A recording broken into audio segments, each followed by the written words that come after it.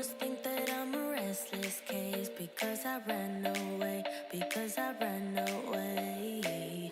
If you listen to the words I say, you know that I'm okay, you know it's just a phase.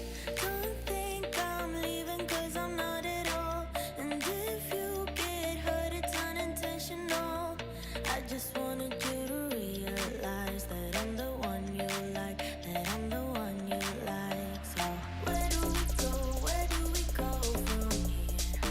Where do we go, where do we go? I don't know. Where do we go, where do we go from here? Where do we go, where do we go from here? Where do we go, where do we go from here?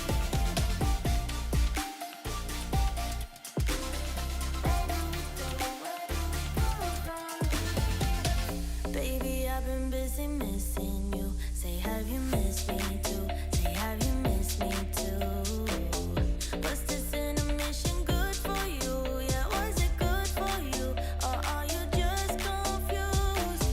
Don't think I'm leaving cause I'm not at all. So if you get hurt it's unintentional. And I know that what I did was typical. I just needed time to show you what you got. So where do we go, where do we go from here?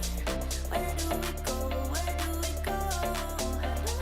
Where do we go, where do we go from here? Where do we go, where do we go from here? Where do we go, where do we go from here? Where do we go, where do we go from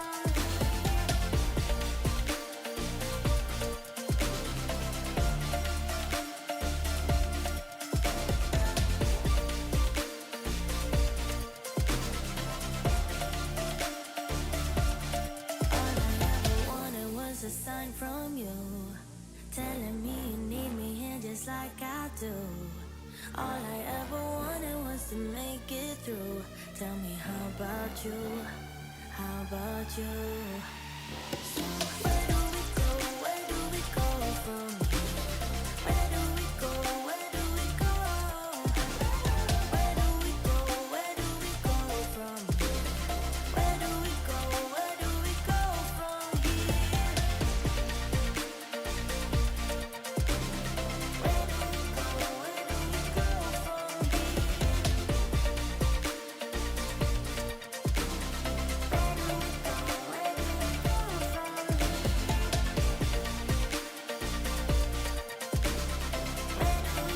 Where do we go from here?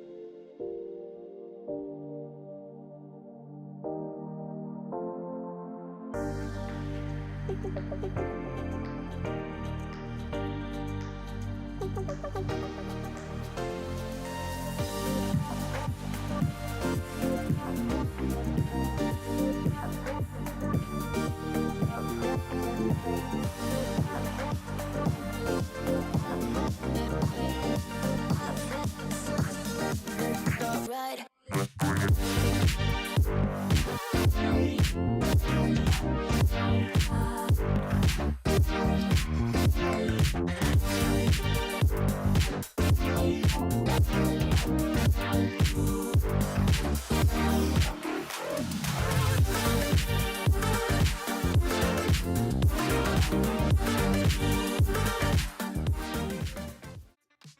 up, everyone? Welcome back. Good evening if you're watching the UK or Europe, obviously.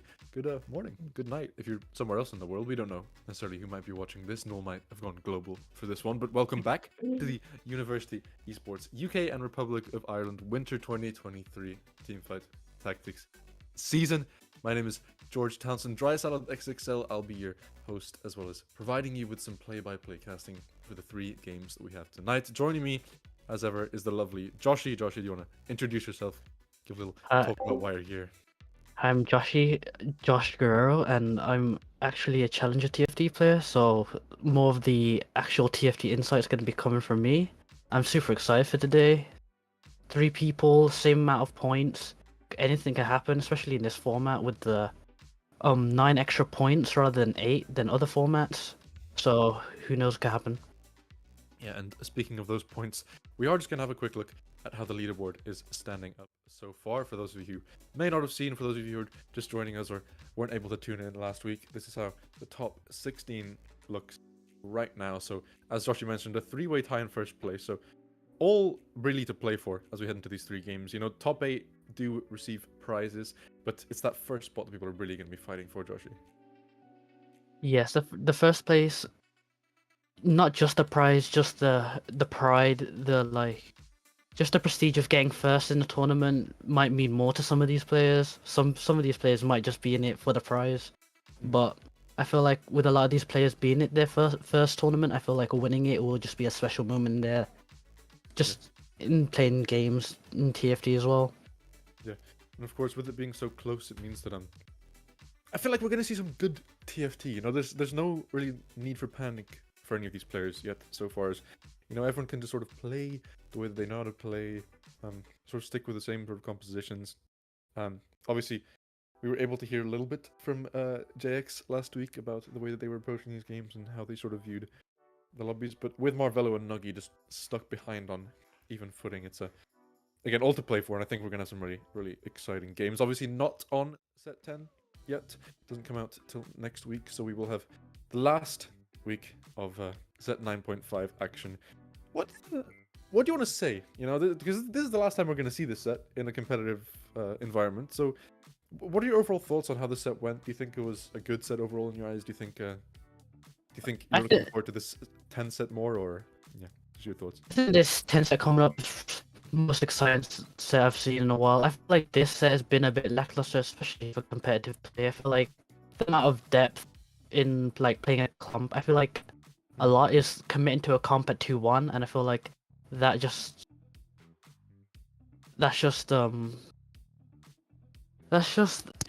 it's just basic for most players. It's just you don't want to be more complexity in how you can play a comp. Yeah. No, I agree, and of course, as someone who's competed in this tournament before, done well in this tournament as far as I'm aware. Done okay. Recent. Won it one time, second once. Yeah, I mean, I can't really talk from my perspective. I've played null TFT one time, and I gave up after week 2 because I was just getting rolled in lobbies with the Master GM players, not even the Challenger players. But yeah, no, I tend to agree, and I think this 10 set that's coming out, which obviously we will get to see, hopefully some good competitive TFT on that. Does look really fun. You know, we talked about it a bit last week as well. The whole theme around the different musical ensembles and the headliners thing that they're adding into the game as well, and a lot of the higher cost units just look incredible.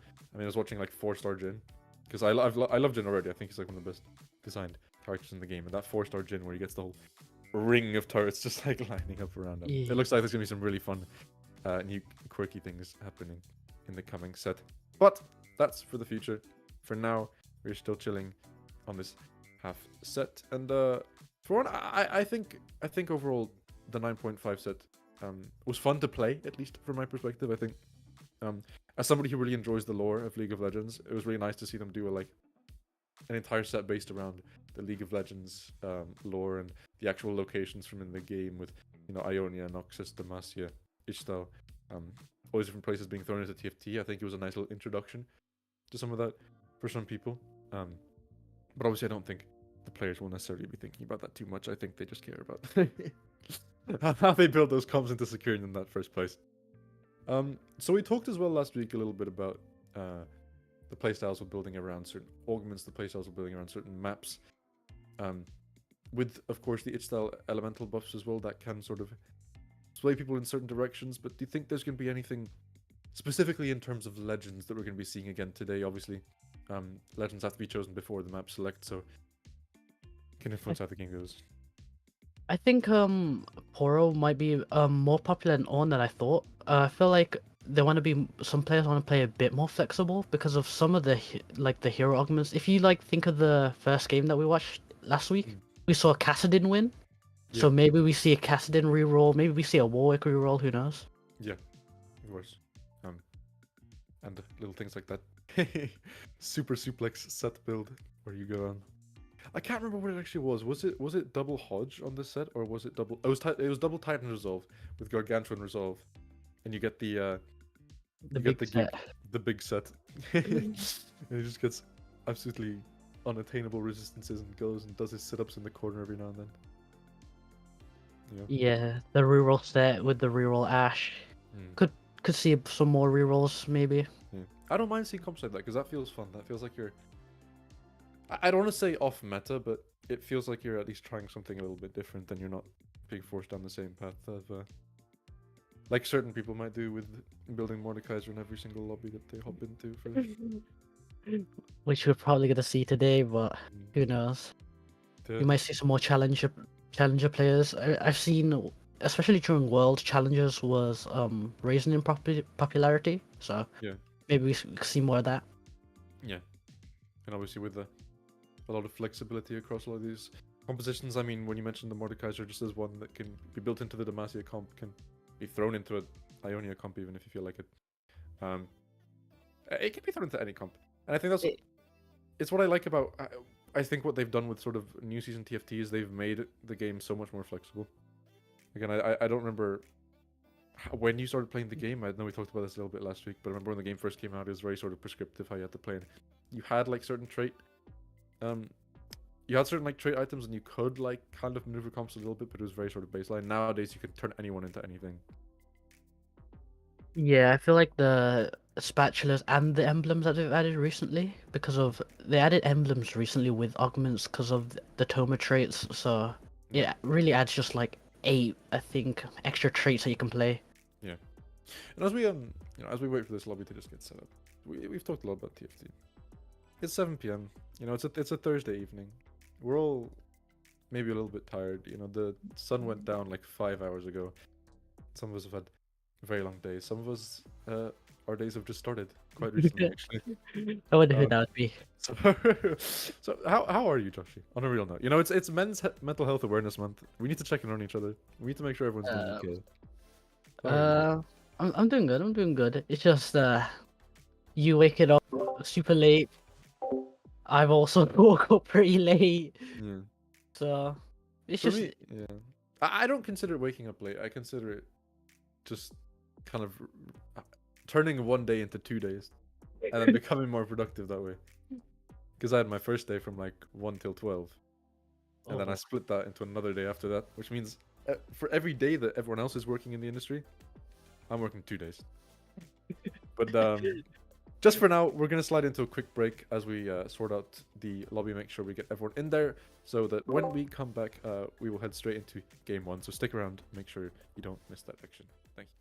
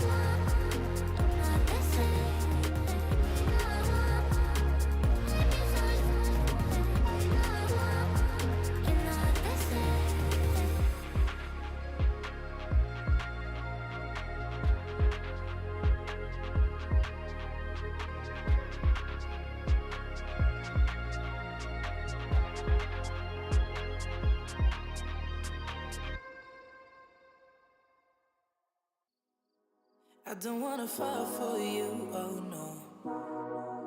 But you make it so hard. Watching you dance all night, baby, is making me fall hard.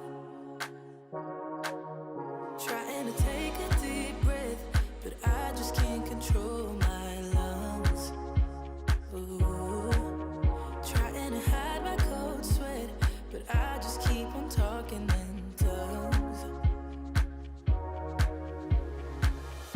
It's a funny situation that I got myself into. I can't help my own frustration. 'Cause I think, yeah, I think I like it. I think I like it. Got nothing to lose. 'Cause I think I like it. Tell me if you like me too. How can you move the way you do? It's making me crazy, yeah. You're moving just like you own the room. Make it look easy. I wanna take you away to somewhere we can be by ourselves. I see you looking my way, so maybe it's not all in my head.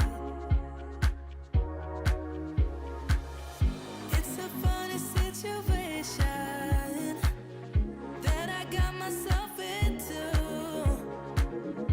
I can't help my own frustration. 'Cause I think, yeah, I think I like it. I think I like it. Got nothing to lose. 'Cause I think I like it. Tell me if you like me too.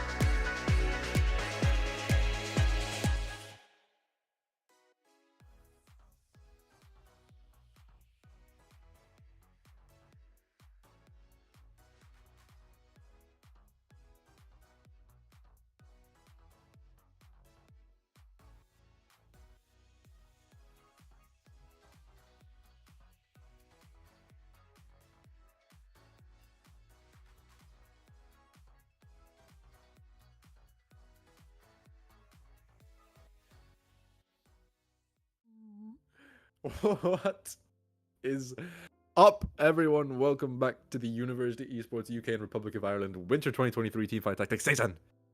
I'm getting better at that one. I'm gonna make it faster every single time we come back onto live. Anyway, we have a nice little lobby set up for us now.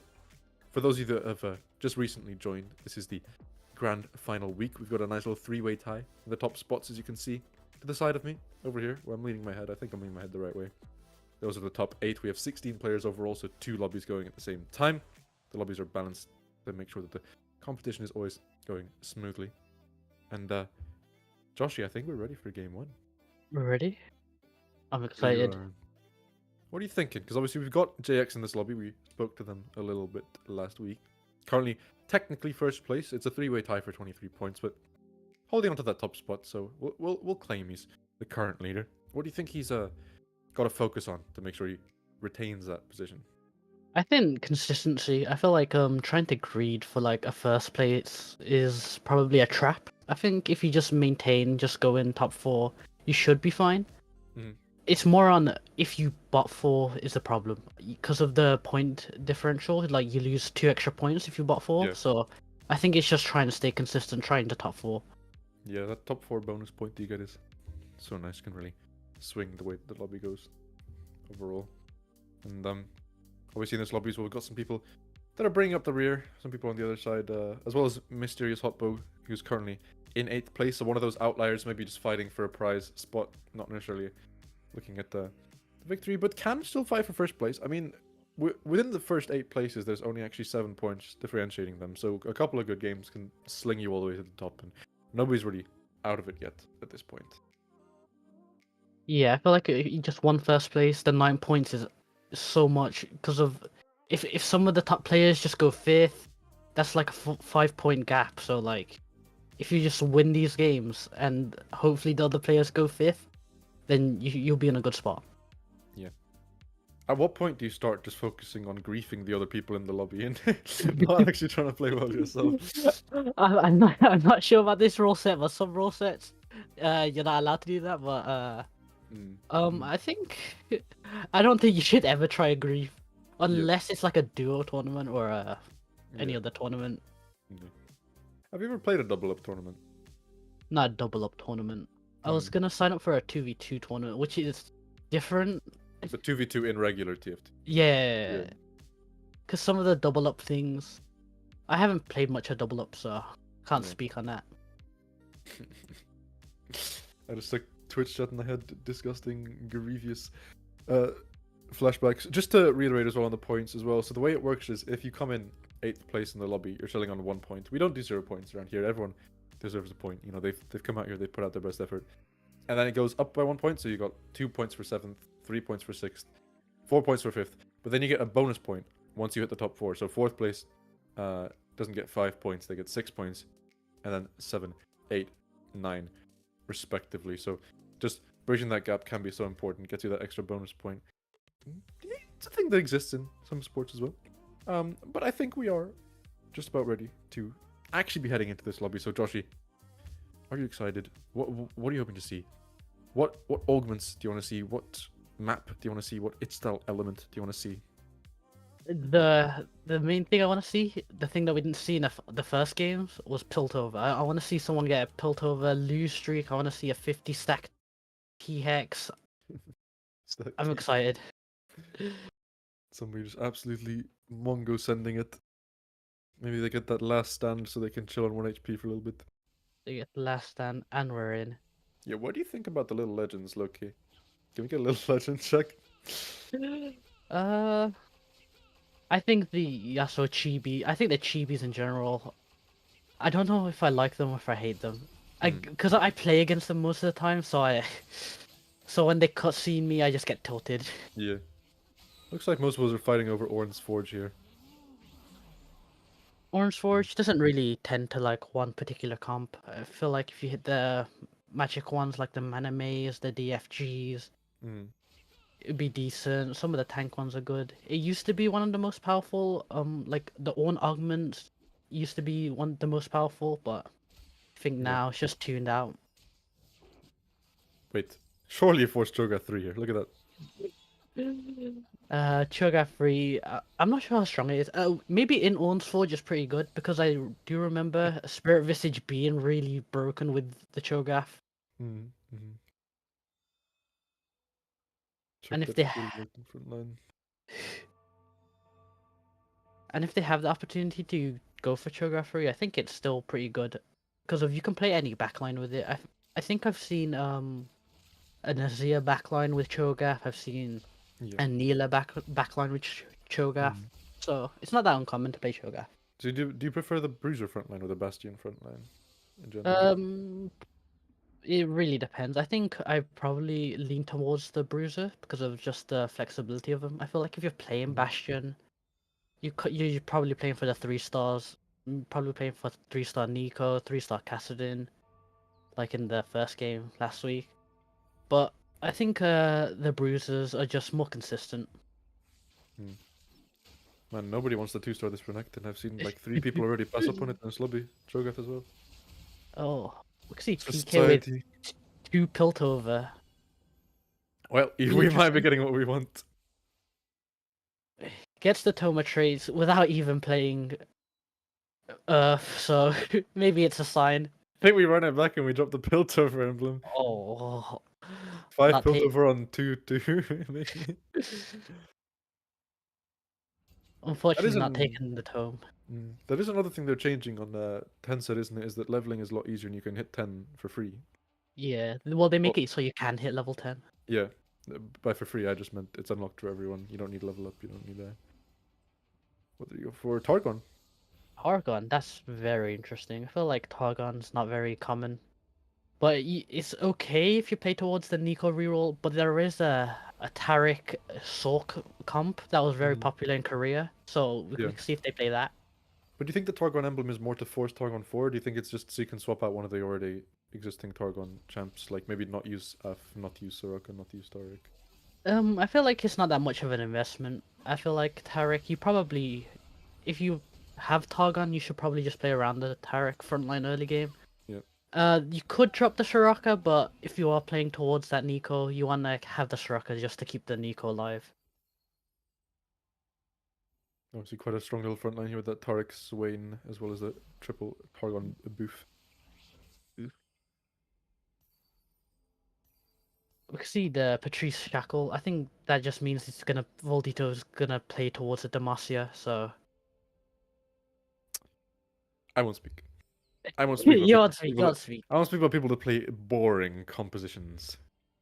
Maybe they Where's that play. Piltover? Where's that Piltover comp? Where is it? Well, in this case, there's not a Demacia +1, so maybe he doesn't play Mordekaiser. He might play the Quinn 3, so Uh-huh.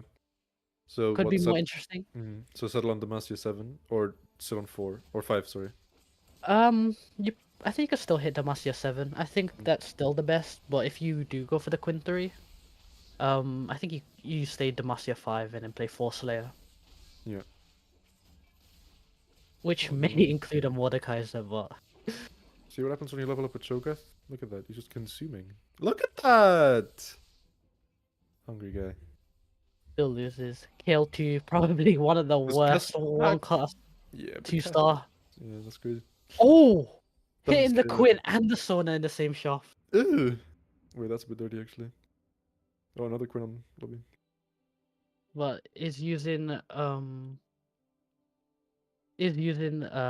early game education. I think they're gonna probably lean. I'm not sure if they're gonna go for the Casio 3 because that's normally what you do from this position. But PK only has one Casio, so who knows? Shurima 2, baby. Yes! We can win! Dragon Blade playing the Demon Flare, gonna play for the Swain 3. And the Ishtal is wood, so he gets the extra HP every turn. So it's probably gonna play for a very tanky Swain. So, yeah. It's one of my favorite things, the wood Ishtal, because you could just make any of your units really big. Especially with the Cho'Gath. You can get like 15k HP, which is insane. We head into our first carousel round of the game. Not too much crazy going on just yet. I'm a bit disappointed we haven't seen Piltover 5 being forced.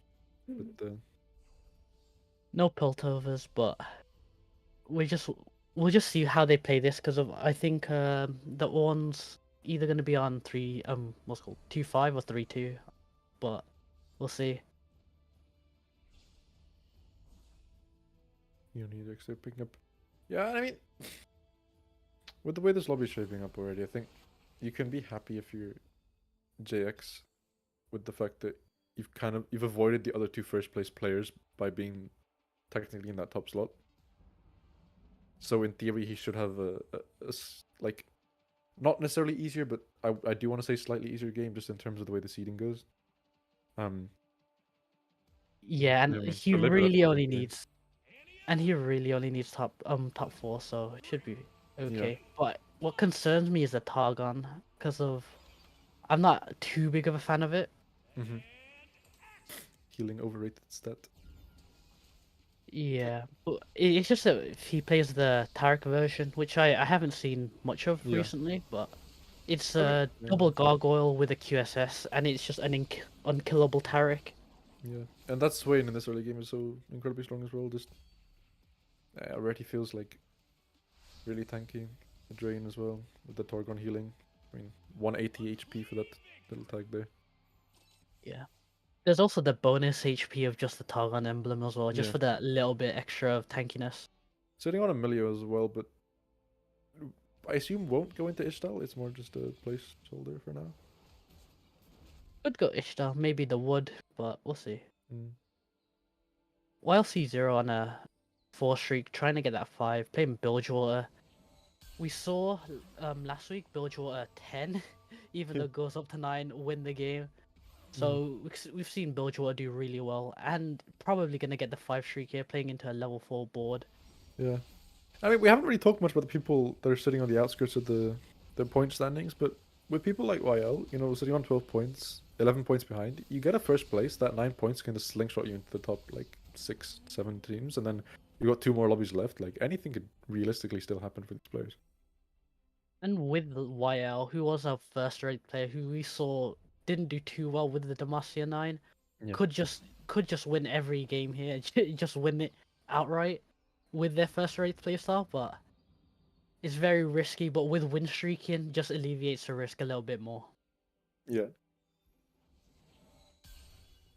Having just so many upgraded units, Cho'Gath 2 on the bench, Renekton 2, Graves 2, Cassio 2, just a really strong early game board. It's that Bilgewater emblem as well, but not quite the Bilge 5 yet. Not the Bilge 5 yet, but if he does find a Bilgewater in the next augment, it's gonna look really good for them.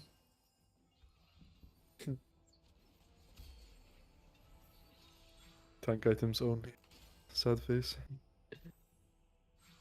I think tank items fine. I don't. All items on the If carry. I had, well, I don't know, because I used to have, like, I go through phases where I'm like either just completely focused on making the ultimate 1v9 hyper carry, or putting like a. Do you remember? You played Dragonlance, right? Yeah. I remember there being a comp. It might have been Gnar. Maybe I'm completely tripping. There was one just like hyper tank champ that you could give like 20,000 HP and it was really chill. And then you hit Terra and you just sell your entire board and 3-star Terra and you nuke the entire thing. You 3-star at 10 cost. Yeah. Yeah, but that was ridiculous. That cost so much gold.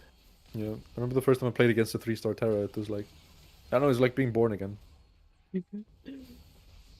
Emerging into the world for the first time. Oh, I can't wait to see Jin be an actual strong champion on next patch. The 5 costume looks really cool. Like Yeah. in comparison to the 1 costume that we've been seeing. I'm not sure if I really like the design of the skin as much though. You don't like the design of the No. 5 Oh, costume. prismatic! Yay! Let's see if anyone picks. What should we be looking out for? I'm not sure what we should see here because normally I would just say, just an emblem one. Uh-huh. But because of the Earth players, they can't get Ancient Archive, so then they can't just get that one. So there's not the easy Earth, Uh-huh. easy 2 tomes. Bruiser Crown, baby.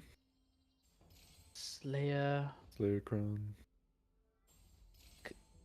with the Bruiser Crown, there's gonna probably be a Cho'Gath 3, so we could see Mhm. that. A Jin 3 from on level 6 and 40 gold must have just naturaled it. Can you? Is the Aatrox Demacia comp still viable?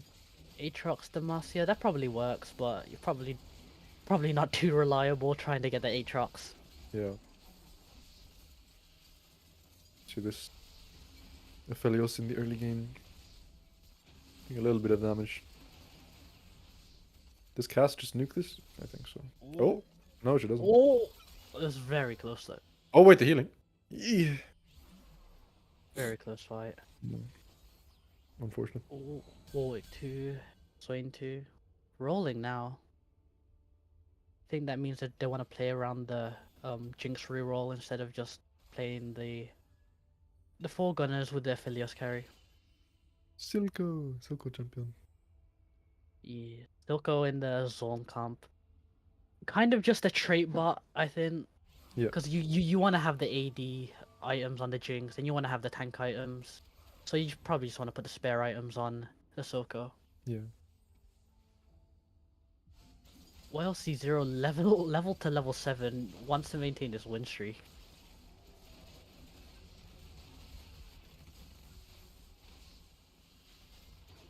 Yeah, I mean, the front line on this comp is not really useful yet.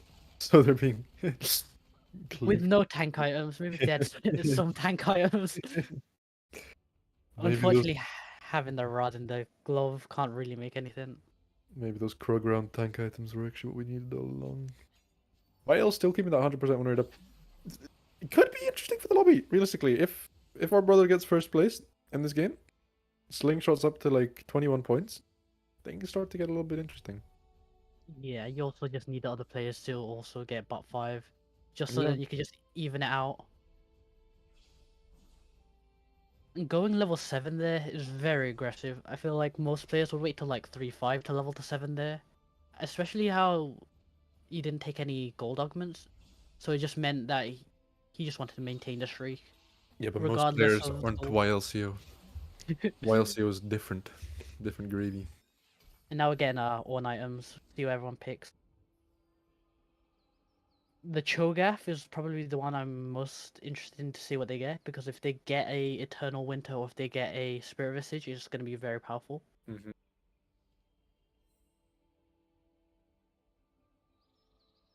Yo, Vodito, pick up that item. I thought my screen was frozen. I was so confused. Okay, Uh, great. I mean, collector, would you go? Yeah, and then don't love the gold collector pickup. There is a secret tech that some players use, that they wait till stage 4 to use that on Forge, because then they won't get the gold generation on items. They won't get the gold collector, the Mogul's mail. yo, but that collector's paying off. Do we get a triple? I don't know. It is good at this stage of the game where they have a Quinn 2, which is very strong at this part of the game. Mm-hmm. Just allows them a tiny bit of extra econ to execute. Ooh.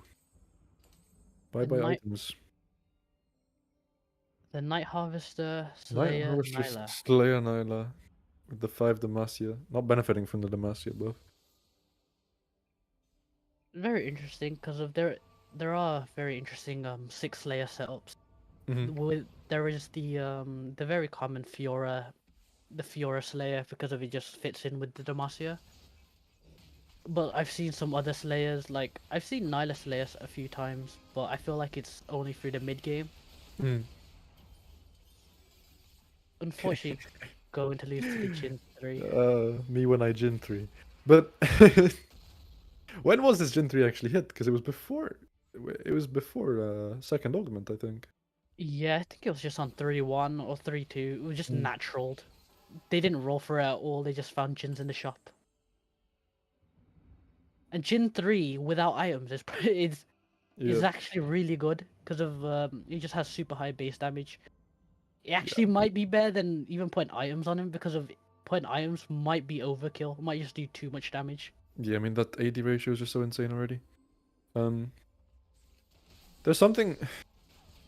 This is like the most casual thing I could ever say, but there's something about Wolf Round that just like makes me happy. Wolf Round and Wrapped Around, they're just like designed so like they're designed to tickle your brain. You know, this like TikTok 5 second brain span generation we live in. When you just see 7 wolves jump into you at maximum velocity and then all get one shot one by one, it's life changing. And then you see all the orbs and you're like, okay, that's nice, that's nice. Because of the Krogs, you only see 3, and then you're like, Yeah. it's not that Like much. it's okay, but like when you see 5 shiny things just blow up on your screen, it's Nasus 2 hit from Crowd Ace. Ooh, Nasus 2 and the Fiora. I'm sure probably gonna play around challenges. It could be anything really from that spot, but with the Sojin, I think it's probably lean towards Kai'Sa Fiora. Nowadays with a lot of items, with the buried treasure and the Infinity Force, and then plus the Ornn item, it's just a ridiculous amount of items for the tanks, and then gonna be the 2 carries, the Kai'Sa, the Fiora. That And double Infinity Force. yeah, I'm not even sure. Actually, I think that is. I thought it was. I thought it was gonna have 3 Infinity Forces from the Ornn augment, but I think they took something else. Yeah. PK has the Cho'Gath 3 and the Cassio 3. Let's just see if it scales well into late game. They are 71 HP, so one of the biggest struggles with this comp is losing early game, but winning early game, it just like makes the mid game so much easier. Do we get a Jinx carry at least? Like if we're not doing a Piltover game, I want to see something spicy happen. Something. No! No! The Mordekaiser on my screen. I thought I avoided Tark 3 hit by Arc JX at 3. least. Yeah. One of the with Mogul's Mail, which is kind of like Titans, but not. But without the QSS, I'm not sure how that works. Dragon Blade with the Oriana 3. I've heard this coined as the Oriana Grande, but I'm not sure how well it fares. Oriana Grande A for me. I remember seeing it played at Worlds and then it went 8th place. But hopefully Dragon Blade had a better result. Yeah. You didn't see Dragon Blade at Worlds, did you? Maybe next set. So have you played with any of these players before in competitive? I think YLC0 just in tournaments. I just see him in a bunch of like open qualifier tournaments and a bunch of these events, Yeah. but not really on ladder. Because majority of players I recognize on ladder are just what's it called? Because if there's a difference between the ladder players and tournament players, Yeah. because there are like some high level ladder players that just don't do well in tournament at all, and it's like because of it's a different thing. Yeah. In it's a different general. environment. I mean, it's the same with most esports. I know, especially from League, like 9 times out of 10 that, rank 1 challenger player is not going to be actually picked up by a team. Yeah, and some play well, and it being not a team game, because of League is a team game, so it's like it's kind of different in that way though. Yeah, yeah. It's a team game in the sense that you have to work together to not grief each other to some regard. In League or in TFT? In TFT. Well, I mean, in League it makes sense, but the difference is in League, like, people will actively try to grief you. Even if they're on your team. In TFT, you're all against each other and people still have more respect.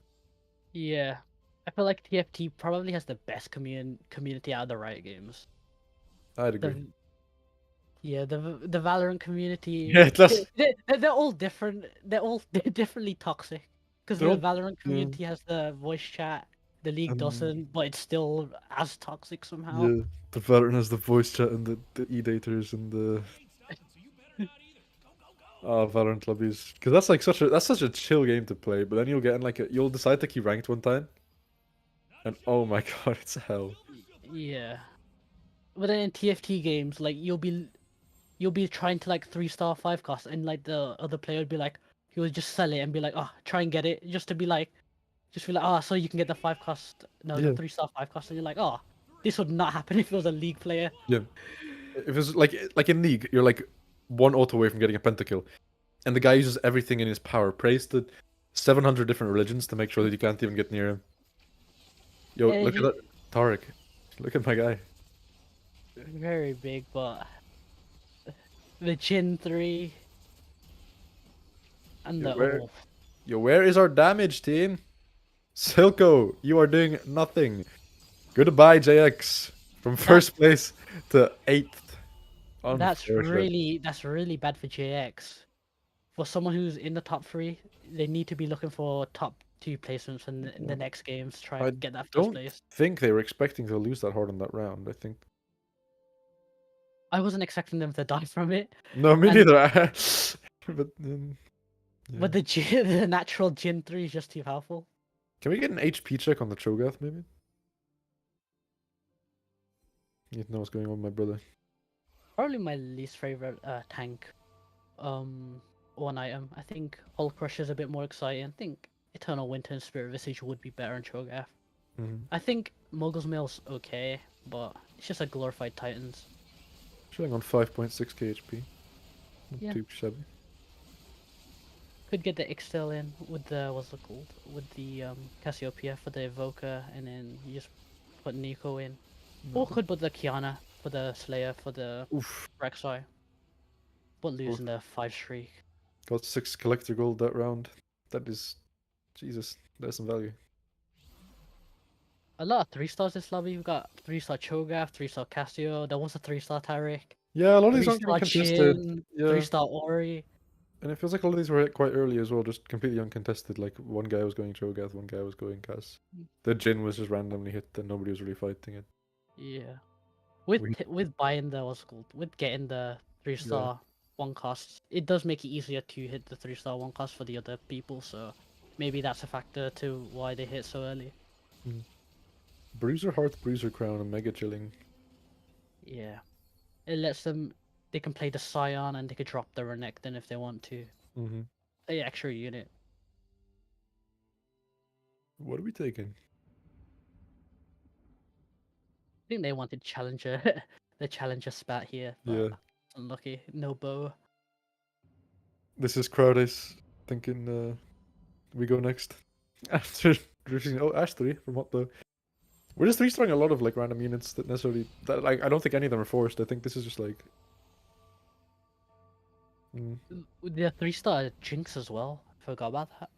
I feel Video like just got hit. this not many emblems this and more reroll, and it's kind of it makes this a lot harder for these players that are playing like vertical comps like the Challenger, like the Demacia. Oh, you know, I built these items on Kai'Sa, by the way. Like, in an actual League game, I was like, wait. Because thematically, right, it should technically make sense. So I went, like, Stridebreaker Kai'Sa in a League game, and it worked. And I went crazy. Oh, I have no idea what those items do. It's kind of... No, actually, that's not true. It's not similar to Guardbreaker at all. Yeah, it's a completely different item.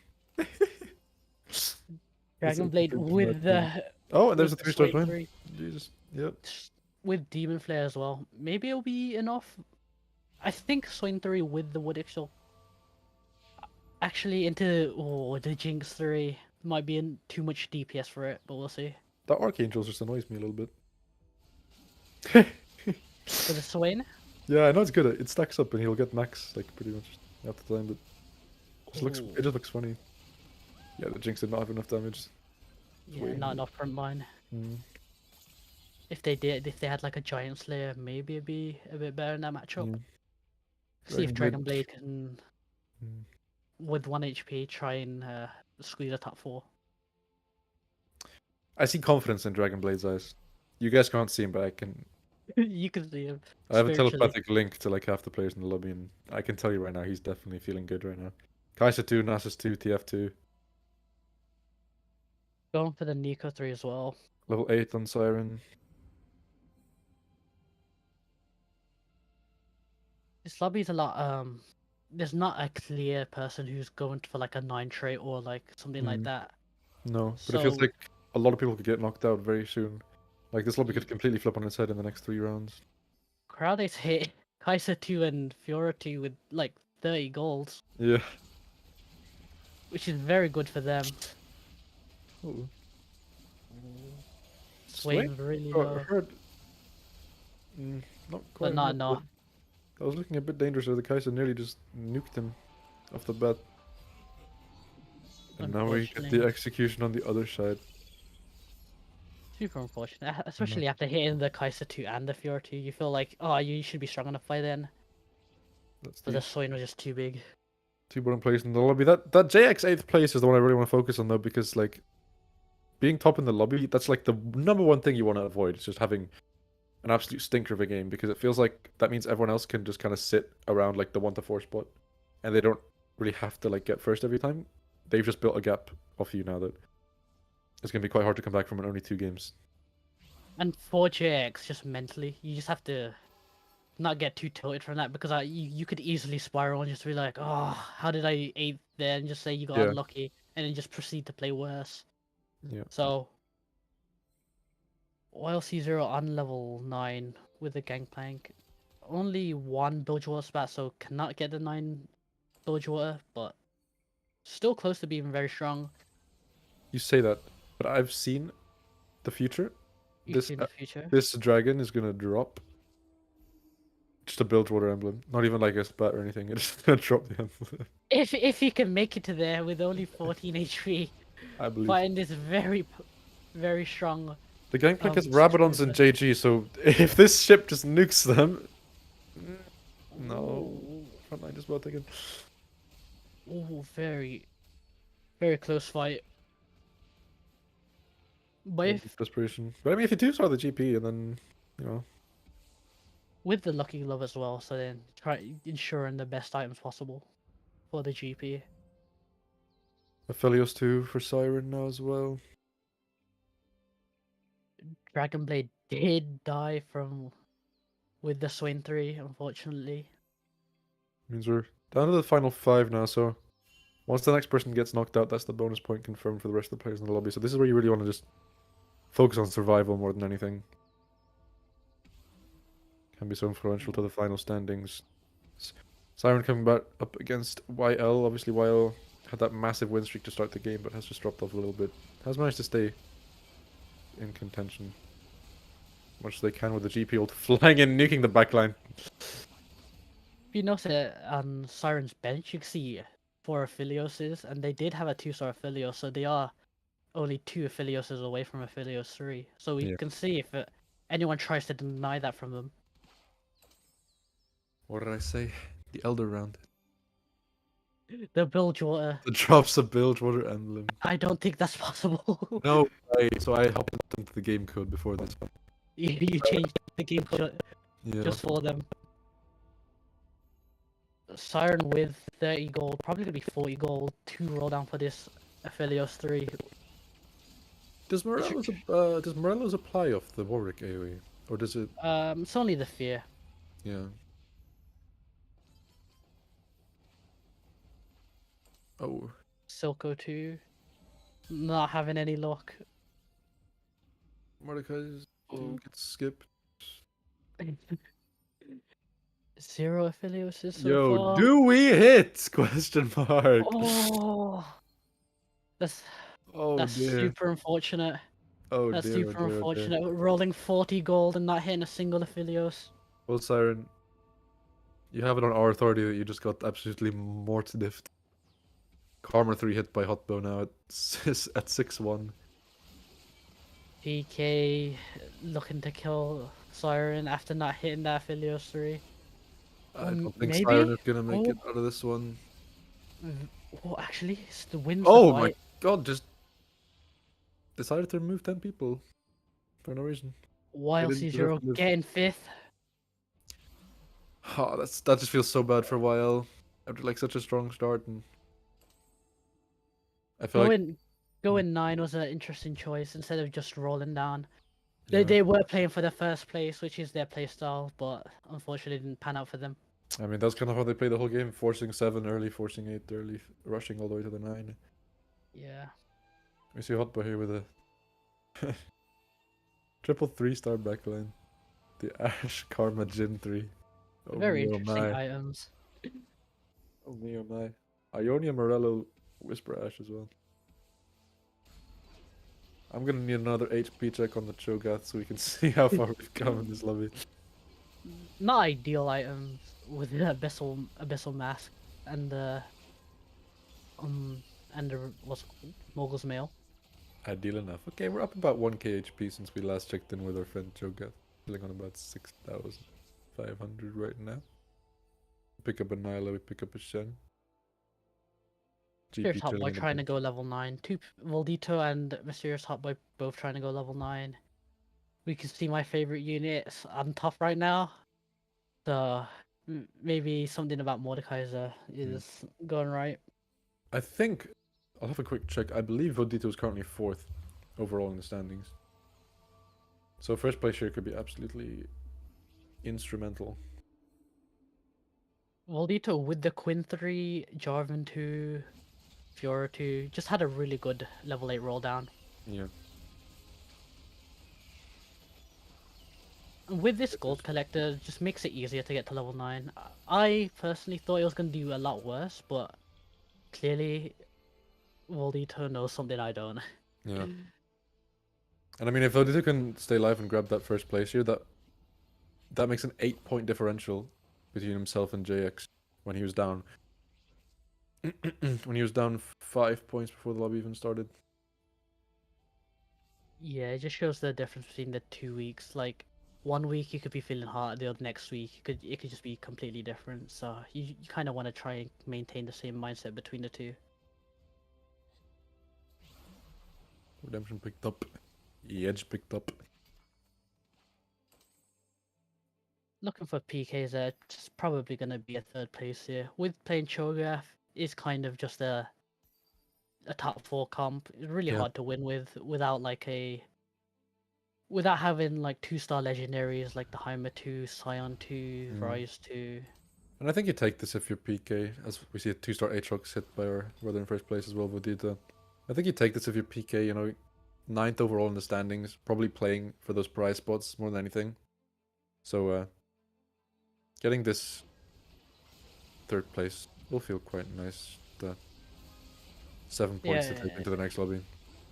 They are fighting Valdito's clone, which sometimes is weaker than the regular board, but in this case, it doesn't really matter. When you get that 2-star Aatrox, full stack Titans, Edge of Night, PK will be knocked out, but I don't think they'll feel too bad about how this game went for them and how this fares for the overall standings. Vodito probably just cruising slowly into victory here. We're not hitting Aatrox 3. We're not hitting Aatrox 3, let's be serious. Let's be honest with ourselves. And Hotboy looking for the Shen 3 or the Xayah 3 just for the last ditch effort. Yeah. But unfortunately, Do you sell the I don't Shen think by they're- the? Do you sell all Shens and just send for the Xayah right now? I No, it feel like doesn't that's look a decision you have to make really quickly, but I don't think it's gonna be enough. If I'm Vodito, I sell the whole board and force this Aatrox. And I think that just shows that he's a lower caliber person. Caliber person, not player. The execution does come out. Vodito taking game 1 of this grand final week. Fantastic start, but I don't want to get too hype yet.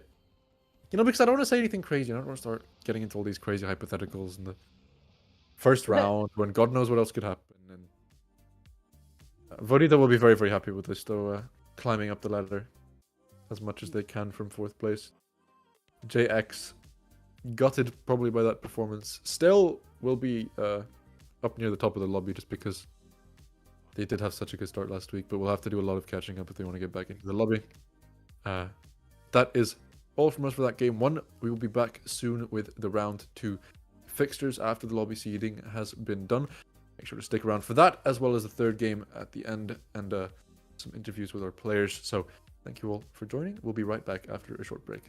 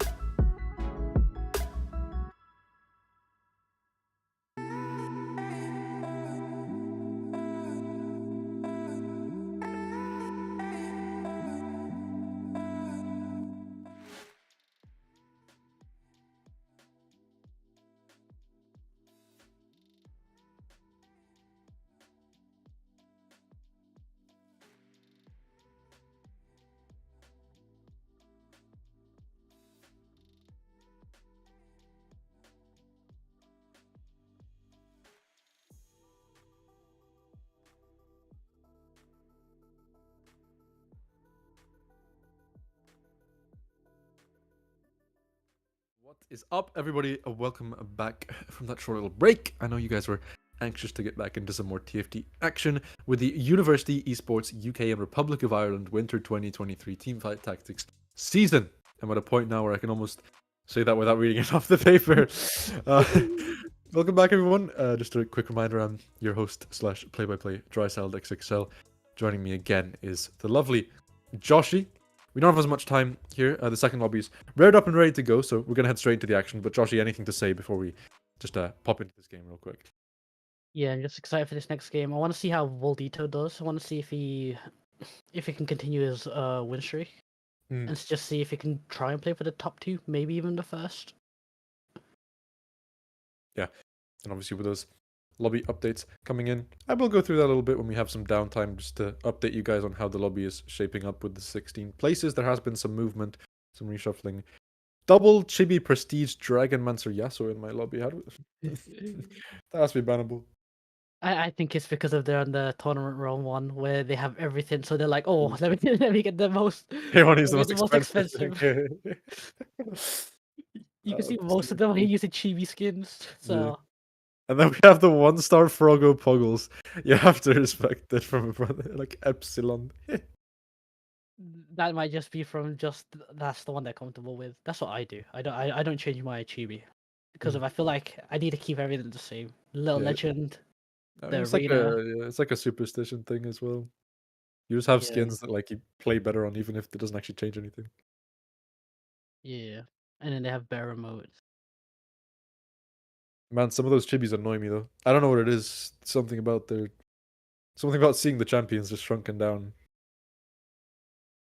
I just don't like the cutscenes because Well, I if they just happen to you, yeah, it's not fun, is it? the because of it just tells you, you're dead. I already know I'm dead. You don't Yeah. have to do all this for it. You don't even have to run the numbers. You're just like, Sometimes I just surrender before before it even goes off. So then I'm like, I'd rather there's just surrender than get cutscene. their smug aura mocks me. Did you? We got Scuttle Puddle, Placidium Library, Orange Forge. I'm taking Scuttle Puddle every single day of the week because, oh my Yeah. god, it fills my blood with dopamine and vitamins. It just gives you Vitamins. so much Sorry, gold. I went American there for a second. Gives you so much gold, and it's just like, there's something better about killing defenseless creatures. I think that's a youth a youth thing. I don't know that. Two people are on Placidium Library. You can see those two are probably gonna play. But it is Skull Puddle, but those two are probably gonna try and play a Noxus or a Demacia. But with Yeah. Skull Puddle, we'll see how some people just play one unit and just try and maximize the amount of gold you can get. Uh-huh. And some people just buy all the units they can just to see what they can play around. And obviously, just for a quick check in the lobby we're watching right now, the two highest ranked currently are Vodito and Nuggy in second and third place. Vodito in third with 27 points, Nuggy in 30th. On the other side, in the other lobby, Marvello currently leads the standings on 32 points. But Vodito started the day in 5th place, already moved up 2 places, is only now 5 points off the top spot. You can see how he can pull this one off. Obviously, Marvello, the only first place player to actually get a first place as well, if that isn't too confusing. Was first place last week, got first place in the first game, so fantastic start for him. Well, I'm super. I want to see how Voldito plays this game because of. I want to see if it's a first rate playstyle or if it's like just a top 4 playstyle. Hmm. Because it did play Demacia last game, which is. Well, it's kind of both. You could go for first if you're in a position, but if you have a weak Demacia board, it's probably a top 4 still. Yeah. But it's a little powerful in that sense. You can see Let's get Epsilon those just bins has going. one unit, trying to get 20 gold. Probably wants to play around a reroll, maybe. Yeah, I mean, with the Scuttle Puddle map, it is just so easy to get that econ going early. Yeah, this is like a really good strategy to try and get 20 gold this early into the game. This poor Graves is getting just kited out of his mind, though. Look at him. I'm not sure if it's in now, but some units could still lose to the Skull Crab. What, just Because off time? No, the dashes, they do damage, and in overtime Oh, sometimes you can yeah. kill it. Yeah. I'm sure they patched it out now, but it used to kill them, and then it used to just confuse everyone. No, but imagine losing the game. Oh, Yeah. Earth in my lobby. Ancient archives selected. What are we going? I'm Ooh, taking frequent flyer. ooh. Problem? Frequent Fire. Frequent Fire is actually probably not that bad in that spot because of the RN 20 gold. Oh! Roll. What are we looking at in that in our little shop down there? Stable evolution as well. See a lot of I want to see what they play around. Demacia players. Slayer Jin. There it is. Surely you buy all of those 2 stars just for like the sake of the dopamine. I know like it ruins like your game plan, but Sometimes you just do that and just level up, but not sure in this case. I couldn't help myself. Epsilon go in the Demacia. Dropping the Probably type resolve last second. has the Demacia but can't play Demacia. Does it only has 2. Mm. Nogi with a Cho'Gath 2 and the Casio and the Renekton. See if they're gonna go towards the Cassiopeia 3. We did see that last game get top 3. Flashing the Mastery 7 emote already. 1 game into the lobby so far. Mods, can we ban that guy now? Oh, with 5 Cho'Gaths. Looking on pace to natural the 3-star Cho'Gath. Ooh, selling the rest. Yeah, we're re-rolling the hell out of this comp. Has chain, has 1 belt. The So is ideal he item. just going for like what the Casio and the Bruisers for 3-star, or is it? Yeah. Hmm, It's the Casio 3 and then you go for the Cho'Gath 3 and Renekton 3 if you can hit that. yeah. But it's mainly the Cho'Gath and the Casio. Mewtwo with the Casio 2 making it a little bit harder for Nuggy to find it. But with the Portable Forge going Hole Crusher, Hmm. just for the early game strength. The front line plus Casio 2 is probably just one of the strongest things in the early game right now. Yeah. Yeah, that 2-star Shurima Ascension feels so useless sometimes. Yeah. Unless you have 2-star, I Casio meant 2. Shurima too. Yeah. Oh! Oh wait, no, Stars Reborn. I'm very... Ignore me. I thought he had 2-star, Sway 2-star. I forgot his name, but... See Voldito with the stable evolution. I'm gonna go for the Void reroll. I want to see if they play... If they get the Void Emblem, go for 8 Void, but... I mean, The standard 6 Void was the Vel'Koz reroll, but I'm not sure yeah. if it's changed now. No, I mean, not gonna get contested on any units probably from what we've seen so far in the lobby, except the Cho'Gath. So Yeah. we're able to put together something really strong. We'll see if they play the Rek'Sai variant or the Vel'Koz variant. Because I feel like the Vel'Koz variant with the multicaster nerf makes just her a lot worse. It used to be really strong just to play 6 Void and play for just multicaster. And then just get a Vel'Koz 3. But maybe now the Rek'Sai 3 is pretty good. YL had all that the crazy win CFs. streak last lobby and has just decided it's not worth it anymore. Win streaking is for losers. You get the consistent loss streak. I guess that's easier. Do you take the Vel'Koz here, or is it not worth it for the belt if you're forcing the Void comp? I guess Voldito's just gonna take it, but I don't love the belt in the Void Com because of your 2 carries are the Rek'Sai and the Vel'Koz. And belt doesn't really build good item towards them. Hmm. You can chuck it on the Kaisa, I suppose, but Probably just wants to build. does she just not get the building Void. Kaisa? And it's gonna be hard to get 2-star Cho'Gath, so it's hard to build tank items on him. But Vel'Koz is probably just fine for now. Hole Crusher chucked into the Sejuani with the Dragon's Claw. Very tanky Sejuani, don't know how they're gonna kill that. Noxus as well. It's gonna try and go for the 5 Shriek Mewtwo here. That's the only chibi I respect. That chibi Gwen is kind of chill. That's pretty cute. Epsilon level to level 6 here. Where's that 6? Trying to keep the streak. think you can Probably actually before this dispute them. Mewtwo matchup, but didn't fight each other. Yeah, the odds of that Sejuani dying to anyone in this lobby so far are astronomically low. The 2-star Cassiopeia with the rod as well at the back. 2-star pretty much every unit, which is just so nice. Super powerful board and 20 gold. Mewtwo's in a great spot. Epsilon And losing on the other side after living to 6. That's really bad for Epsilon. Loses Mm. the economy from the 3 interest from the gold, extra gold from Skull Crab. But it was a risky play. Does See no if risk pay off. see if Mewtwo can try and get this 6 streak. I mean, this 5 streak. Where is Mewtwo? Oh, yeah, Mewtwo's chilling at 7 in the standings right now. 10 points off the top spot. So, I mean, could still slide into a top 4. Could still slide into, like... Technically, could still win. Be very hard, though. Technically. Yeah, if just Marvelo goes 8th, Nuggy goes 8th. You never know. And Epsilon board, the Demacia board. The Demacia, Radiant, Redemption, Tarek.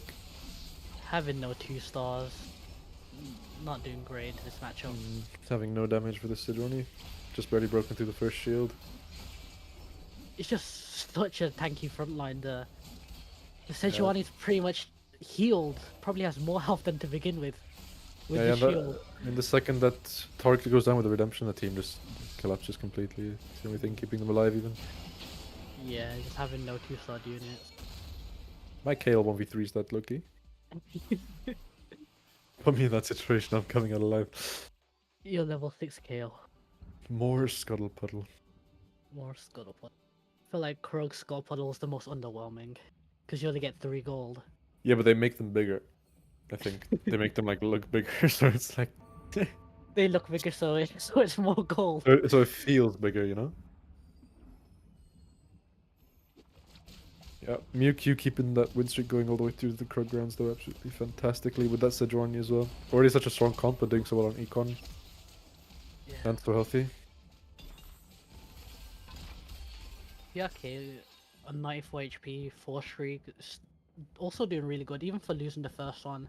Losing that first fight is probably the best fight to lose, because you still get a 4 streak. Sometimes you don't want that the 2 win streak, and then you lose one, and you just get less Yeah. gold. We see the first 3-star coming in for the Void comp. Nuggy there hitting the Cho'Gath already. The rolling will be going at an incredible pace. Oh, leveling to 5 actually. Never mind. Probably leveled to 5 after just hitting the Cho'Gath 3. Yeah. Maybe it was too far away from like the Casio. I was like, Yeah. oh, it just wants to play with tempo and try and win streak. Rest of the lobby pushing themselves into 6. While C0 playing the Piltover, but only just But started to only play just it. got the Hex at 3-1. You never know this. This could be it.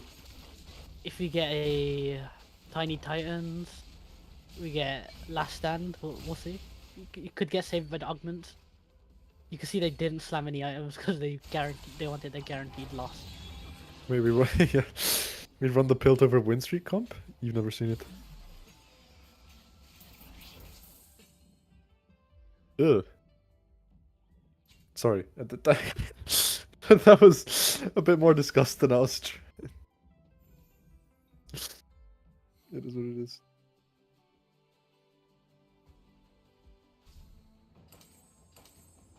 Ooh, Nuggy with the Cho'Gath 3. Looking at everyone here.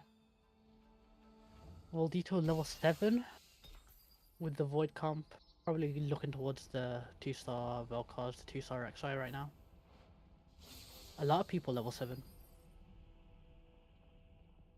Let's see. Yo, drop that tome. I want to see what pops out. They Drop might it. just be waiting to Uh, try and yeah, tailor the trait that they get. Yeah, but Joshy, but Joshy. You want the dopamine now. I need a quick hit of that dopamine. Well, I think you can put some items on just to lessen the blow a bit. We don't need to nuke ourselves like this. Oh, 7-unit loss on 3-2, baby. They do have Tiny Titans though, so they get the extra 30 HP. Yeah. trying to go for the trying to go for the first place from like 2 HP. It also means they don't get as much carousel prior, sadly. Mordecai's are just natural for the Demacia player, the Demacia Slayer player. Yeah. I mean, did it? Yeah. It's level 7, so not as crazy as some things I've seen happen in this lobby. And if they do get the Demacia emblem from the Toma traits, The natural level 6 Mordekaiser.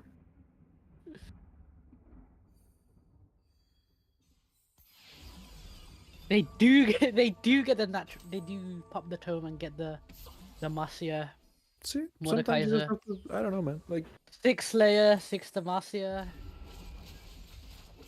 It's looking good for Monsieur Top Boy. They only need the Quinn 2, and they could just go 8, get a 7 Demacia, 6 Slayer. We saw it win last game. Let's see if it can win again. yo, that was an awful Miko. Ban that guy. I don't know if that's my Nico, I'm spamming it. I wonder. Yo, what are we allowed to... I won't. I'm not gonna delve into that little subplot. Because I was thinking, like, I wonder what we're allowed to, like, talk about in regards to, like, controversy. You know what I mean? Like, within the gaming world. Yeah. So it's best I just avoid that. Yeah, let's just If anyone wants to have a conversation about this, DrySalXXL on Twitter, on Discord. on I think, Discord. Yeah, we can talk about, like, what's happening in the world of esports and Riot Games products. Up next. We level down to 7. It's on with the Oh, Demacia but I style as don't. well. Okay, at some point during this broadcast, I'm gonna have to sing a Christmas carol. Somebody has to check me on that. Clip it if you want. Epsilon not looking great. Not having great items for the Demacia board. Sojin's okay for the Sona, but No one kind of just has a weaker Demacia than the other Demacia player, so it's... yeah, it's just looking tough for them. I think they tried to reforge the Demacia item on accident. that doesn't work like that.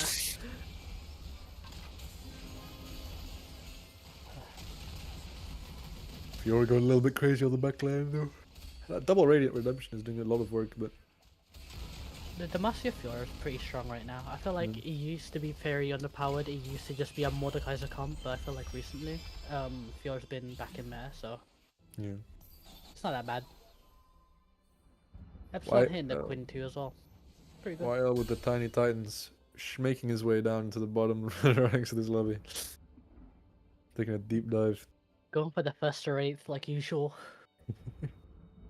Performed a little bit too well in the last lobby, had to check himself and make sure he wasn't doing anything too crazy. Double Shojin on the Sona. Will be ulting for fun. Nico's the kill 2. I mean duplicator, sorry. Used to be. YL got the Jace too. That build over comp is flying. Only one item with the Hodge on the Echo, but that's it. How hard does this loss streak need to go for it to start being actually strong once you pop the T-Hex, do you think? I think 30, well, to make it worth it, probably like 30, 20. But I think 20 can be fine, but if you're taking Tiny Titans, I think you want to go for the max cash out. And also I just want to see a max cash out.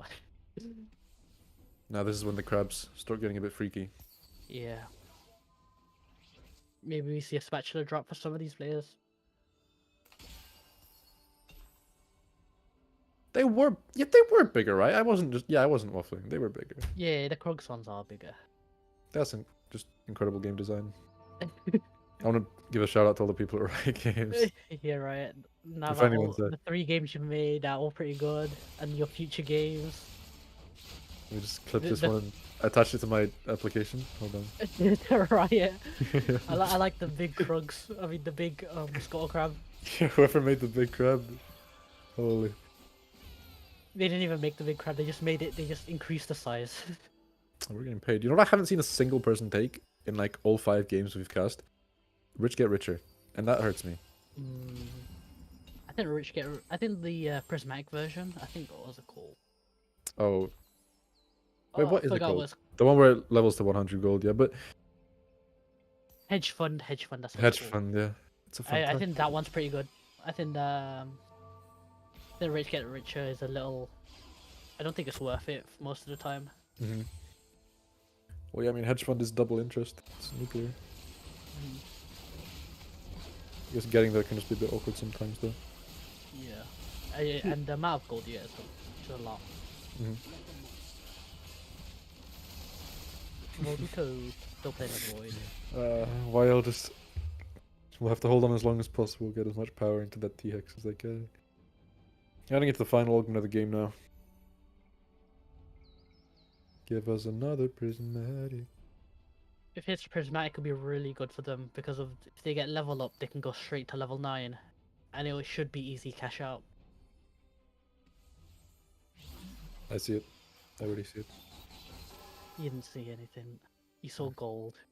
Shimmering investors, baby! Run it back. Lock it in. I don't think Shimmering Investor is bad, but I feel like you need more Jace items in this. I think not having like a Last Whisper, just not having more gloves. Azir 2 for Nuggy. Yeah, we get the recurve bow, we get the bruiser crest. Tons of A lot of stuff. these people on level 8 because of the extra gold from Scuttle Puddle. Just trying to get their board. Tons of stats on multiple boards.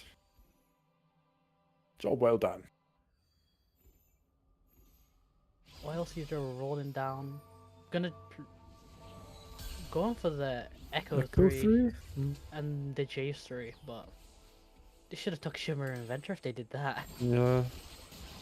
Yeah, we're just 3-starring for vibes. Double Hodge and that JG on the Echo. Might be hard for YLC0 to cash out here though. Everyone's level 8, everyone's rolled down, and they're still on level 7, and they don't have a 3-star. Yeah, And they they're 2 still need to losses away slam from their getting items. outside of the lobby. It is their plan to last streak, but I don't know if they plan Wait, to wait, use the plan this could hard. be go 8th fast, Oh, right? the plan... And then you make yourself like a really nice like tea, really nice soup. Come back, mental reset, and get first next lobby.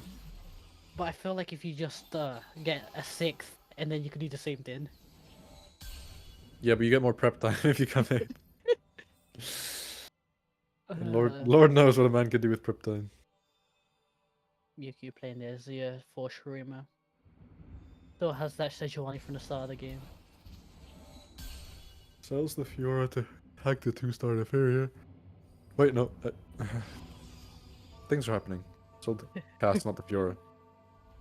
It Super just went flamer. interesting variant of this board, playing the multicaster, playing a Demacia with the Sona, Jarvan, Fiora. Very interesting variant because of the Sona gives attack speed to Azir, and then you have the multicaster synergy. It looks very nice in the synergy side, but I feel like in practice it's not going to be too strong. Oh, you just got one shot by the Fiora. Happens to the best of us, man. Yeah. Mewtwo is dropping down to 66. Bachelor and Parasol. I believe it's 0 on 6 HP. And that's the HP he's gonna stay on until first place. Was it Hotbow with the Demacia Slayer lineup? I think so. I think there's 2 Demacia Slayers in this lobby, so... Oh, you know what I've been listening to recently? Dude, I'm getting way back into like musical soundtracks again. Have you watched like the new Matilda? No. No, it's a monster banger. You need to keep up. Keep up, I haven't kept up at all. Cried at that movie. I cried quite a lot of movies, if like being fair, but that one made me cry. Ooh. Wait, was that? YLC0 got the Echo 3. Yeah. Is that... Question remains: does that do anything? Did it do anything in this matchup? Jace 3 and Echo 3 against Azaya with the only 2 items. But it has no rogue, but No, will it be enough? Ooh, Oh, Yeah, that just about not. That full heal just about saved the lobby. I think that heal came from the zone augment thing. Yeah. It's like the shimmering, what's it called? Shimmering injection. I think it just Mhm. heals you Yeah, and he ulted at the same time, so it was like just massive turbo. with the 25 hex cash out with the force of nature. They're able to play an extra unit. We'll see if Yes. they can win out with this. Let's get it going, Wild. Show us how the comebacks happen. I'd like to see them to put Rogue in. I feel like the Echoes can die really quickly. Best possible outcome for Wild here: play against Epsilon, knock them out of the lobby. PR loses round. Go against PR after Raptors, knock them out of the lobby. Trimple. He, he should just do that. But not unfortunately, does fight Epsilon with the Demacia board, but no Mordekaiser, no Fiora 2, no Jarvan 2 might not be enough for this Echo 3 and the Jace 3. It happens. Jarvan gets a really big ult up, stunning like 6 units with that. That last Echo ult getting off, I think, was really big there as well, but pretty strong. We say goodbye to Epsilon, sliding their way into 8th place in that one. Be a costly loss because they were just on the outskirts of that top 8 finish in the overall lobby standings right now, so we'll have to go for a really big score in the last game if they want to finish in a prize position. Nuggy are second place in the Oh, entire thing. and now these crabs are really small. Yo. Yo. And then like for the dragon, it's like a huge crab, right? Yeah, but then I don't think they change anything. I think it's kind of underwhelming because it just gives you 1 gold and you're like, oh, is that it? It actually just gives you like regular crab Well, loot. no, not regular crab loot. It just gives you the regular dragon loot. It's like 9 gold, Okay, but then okay. it's just 1 extra gold that they give. But like sometimes you expect more. Yeah. Nuggy's second place right now, and I think in the entire tournament. And with this board, can probably go 9. So it's looking really good for them with the Azir 2 as well. The 6 Bruce Dong comp. Yeah. 2-star Also with misfortune. 3-star misfortune picked up the way. Oh, sorry. Sorry. I thought it was old misfortune. oh I was like, wait, what? Where the hell does that come from? The 5-1 MF 3-star. This new season misfortune. They did 2-star Zai on that round as well, though, so not really terrible. the Jace and the Echo just shredded that 3-star Cho'Gath. Yeah. Nuggy taking he's lost it a long time, losing the 7 streak. And the prediction of YLC0 going first Can I say? is slowly happening. I had to get something right because after the Elder Dragon Bilgewater incident, the people were starting to lose faith. But for Nuggy, you have the golden duplicator. You still have 50 gold, Mhm. and you probably fought the strongest person in the lobby. Yeah. Shouldn't be too worried. Sure now. Mewtwo after that loss we saw a few rounds ago as well, chilling on 60 HP, just hasn't ticked anything down since then. We have seen pretty much the same people sort of hovering around the top for most of the games. Yeah. Mewtwo with interesting items on the Azir with the Hodge and the Gunblade. Normally you just have one of those. I'm not really a big fan of the Hodge, but Shiv probably Azir's best item. But having 2 healing items on your main damage carry kind of feels a little bit redundant. And Yeah. but with the strong front line, Yuki's still winning and 40 HP, so they're not in that too bad of a spot. I suppose the situation as well. I mean, like if they get collapsed on by 20 champs, the healing's not going to do much. But if they're stuck in like a late game 1v1 to save the entire game, maybe it could be the difference maker. YL just holding on for dear life on that win streak. PR has been knocked out now as well, dropping to 7th place. The win streaking Piltover comp, just trying to scramble together as many points as possible. Because YL is not out of a top 8 finish. Currently sitting at 11th with 16 points, so If they just win this game and win the next game, it's they'll really be that easy.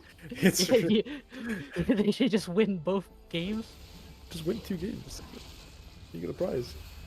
The serious hot boy with the Master 6 layer, but For how much I talked up this comp, it's not looking good into this Azir and the Cho'Gath matchup. Easier just cleansing that one. Vodito makes out on 1 HP. Vodito had such a good game last time, coming in first place. Will really want to make it into that top 4 so he doesn't flounder away what he just made. But while keeping that win streak alive now, 4 people within a single loss at this point.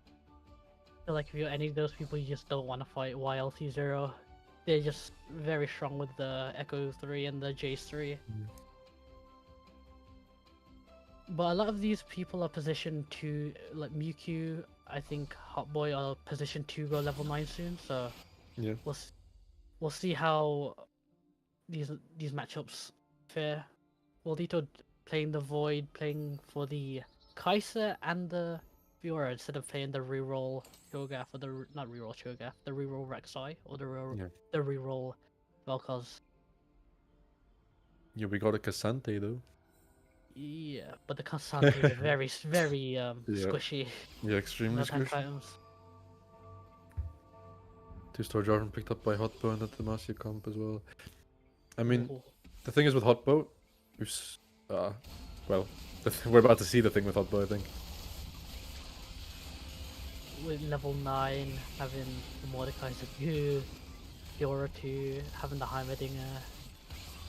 Too much for Waldito. That will be all she wrote for Vodito. Execution on my screen. If that's me, I'm turning off my monitor and waiting for it to finish. Then going into the next one. So, 6th place for Vodito. Feels bad after getting first place in the first lobby, but probably just slides them out of contention for a top finish today. But still hovering around the top spots. We'll still probably be able to finish in a prize spot. 2-star Shen, 2-star Sejuani coming in for GLP and Nuggy respectively. That 3-star Echo, 3-star Jace comp, just holding on. Gliding through the lobby. I told you, they're winning on 6 HP.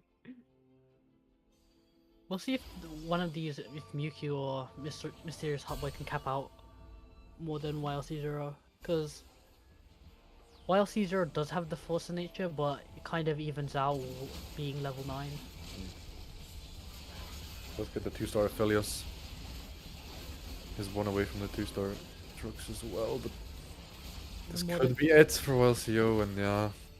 The Mordekaiser is too much. Mordekaiser just getting rid. Enough! Enough of this! Enough of this on my screen. Could maybe be top 4. Oh! Wins the tiebreaker for 4th place. YLC0. That feels really bad if you're GLP there on the same Yeah. HP pretty much, and you're 2 points now lost of that. As we see, Unfortunately losing the tiebreaker. see the aforementioned gigantic scuttler on my screen. Very good for a while though. We'll move them into prime spot to clinch a top 8 finish if they can do well in the last lobby of the day. I see the score graph doesn't give much, but I give Mewtwo a golden duplicator, so maybe I'm just wrong. Maybe you're just a liar. Loving to 9 here. Roll all the way down.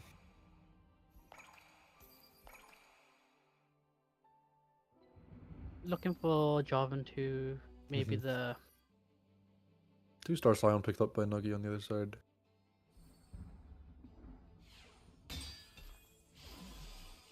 Nuggy with Aatrox. I feel like that Aatrox is very powerful because some Aatrox is just used for the Darken buff, which gives you extra Omnivamp, but I think in this case, the Aatrox is more of a carry. Well, the Archangel getting pretty much full scaling every time just because of that massive bruiser front line means that you can just dish out. Of course, the lobby is you see that is the case right now, as you're just cleaving through the entire team as pretty much every bruiser is still alive. UQ going out at 3rd. Hill unfortunate there, started so strong in this lobby. We'll have to hold on to a 3rd place finish. Still not bad. Keeps them healthily within the top 8 overall. And I think that's probably what they will be playing for at this point, is that first place spot becomes a bit more elusive for some of these players in the lobby. Out of the lobby they go. So we have the Hotbow Demacia Slayer comp against Nuggies Azir Carry Giga Bruiser frontline. Feel like we've seen this game before. Last game, the Demacia Slayer Mordekaiser winning the game. Let's see if Yeah. it same thing happens. And is that this- is that triple shrink ray on the Heimerdinger turret? Yes, Yeah. going straight to the Cho'Gath, making it a lot easier to kill that beefy Cho'Gath. Yeah. But even with that, dying instantly, the Cho'Gath. The Azir just doing too much right now.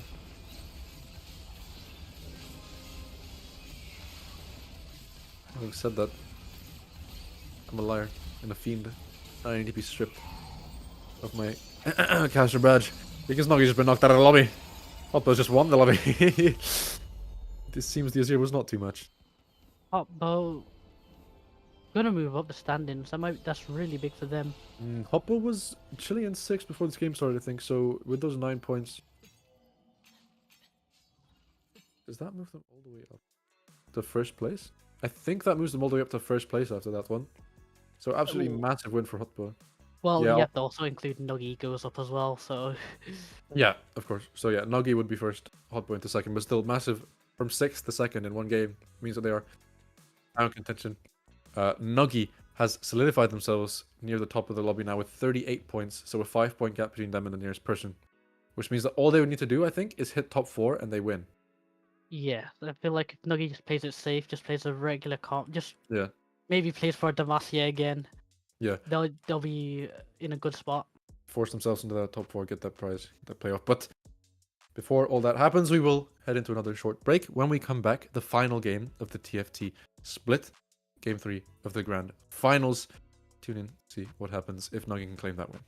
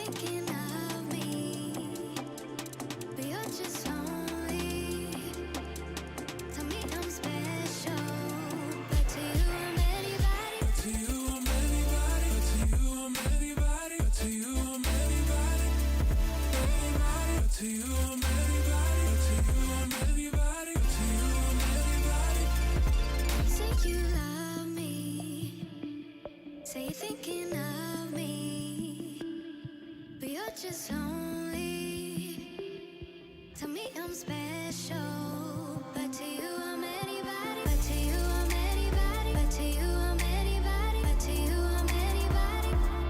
Anybody. But to you, I'm anybody. But to you, I'm anybody. But to you, I'm anybody.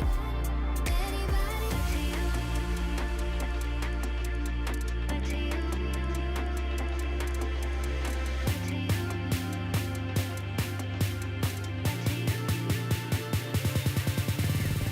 To you, I'm anybody. To you, I'm anybody. To you, I'm anybody. Anybody. To you, I'm anybody. To you, I'm anybody. To you, I'm anybody. Anybody. To you. To you. To you.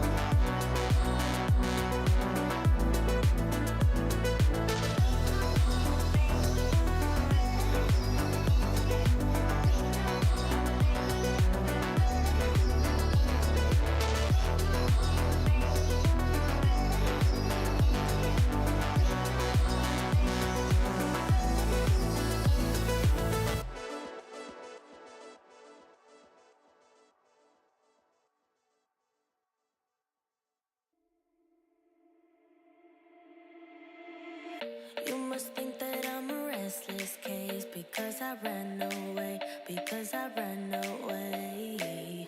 If you listen to the words I say, you know that I'm okay. You know it's just a phase. Don't think I'm leaving cause I'm not at all. And if you get hurt, it's unintentional. I just wanted you to realize that I'm the one you like, that I'm the one you like. So where do we go? Where do we go from here? Where do we go? Where do we go? I don't know. Where do we go? Where do we go from here? Where do we go? Where do we go from here? Where do we go? Where do we go from here?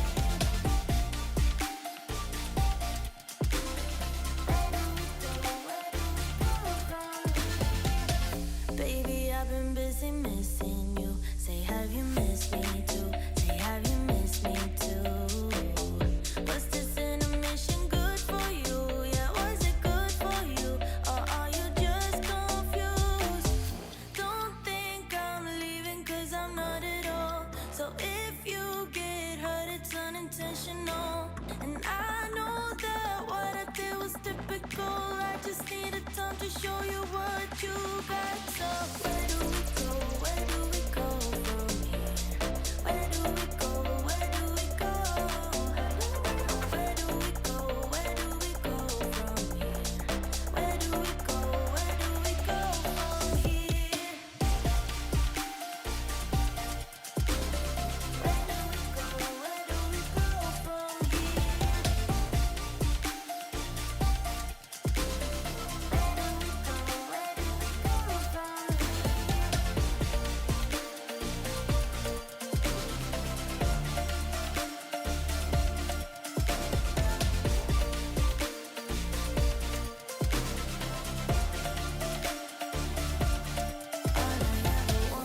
A sign from you telling me you need me here just like I do. All I ever wanted was to make it through. Tell me, how about you? How about you? So where do we go? Where do we go from here? Where do we go? Where do we go? Where do we go? Where do we go from here? Where do we go? Where do we go from here?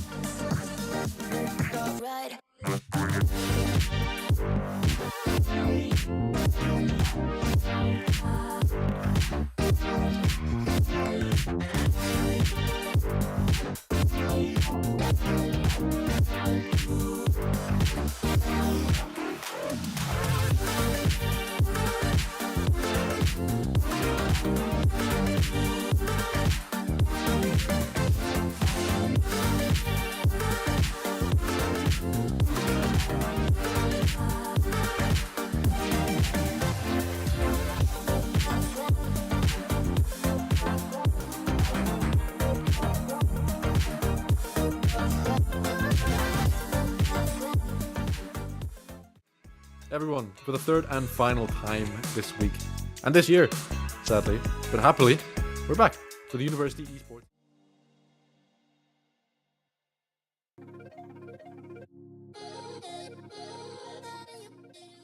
Three.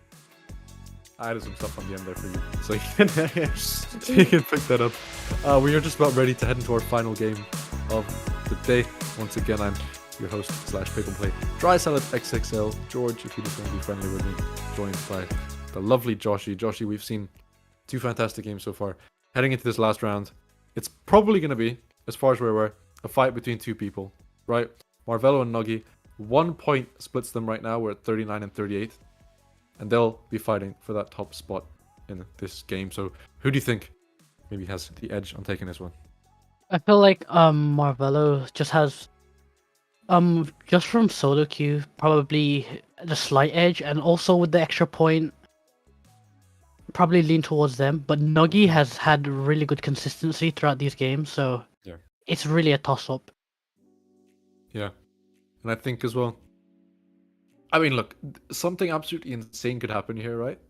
Where Hotbo wins their lobby, and then Nuggy and Marvello like both drop an 8th place banger.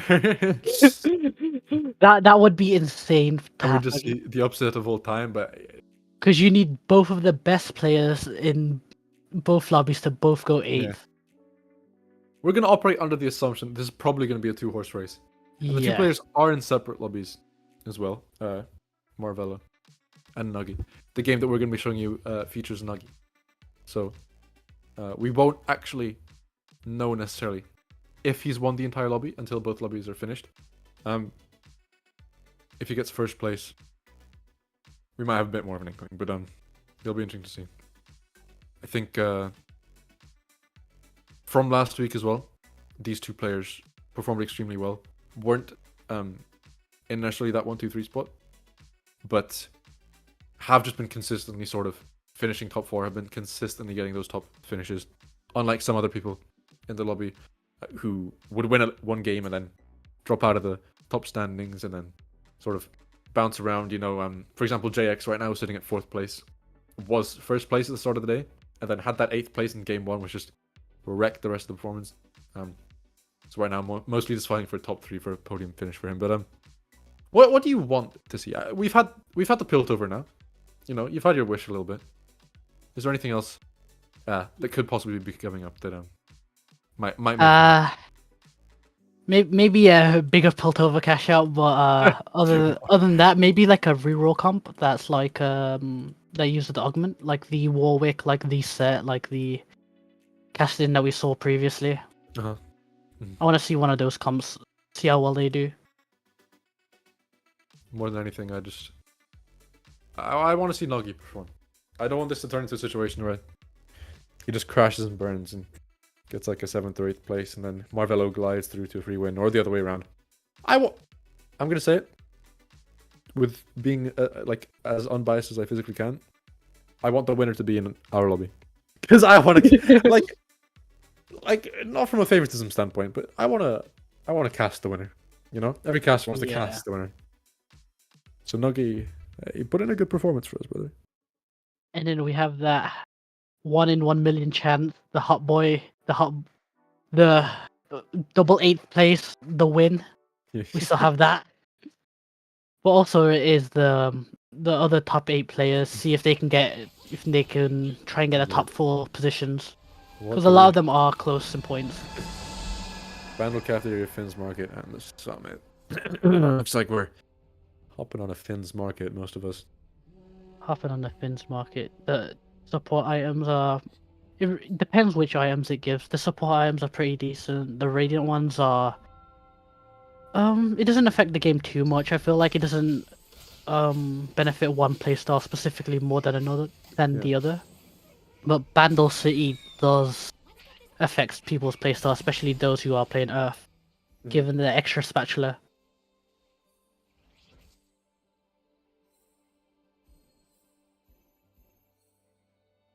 Vin's markers were one of the I guess I can't really say new anymore, but one of the half set maps Yeah, was introduced.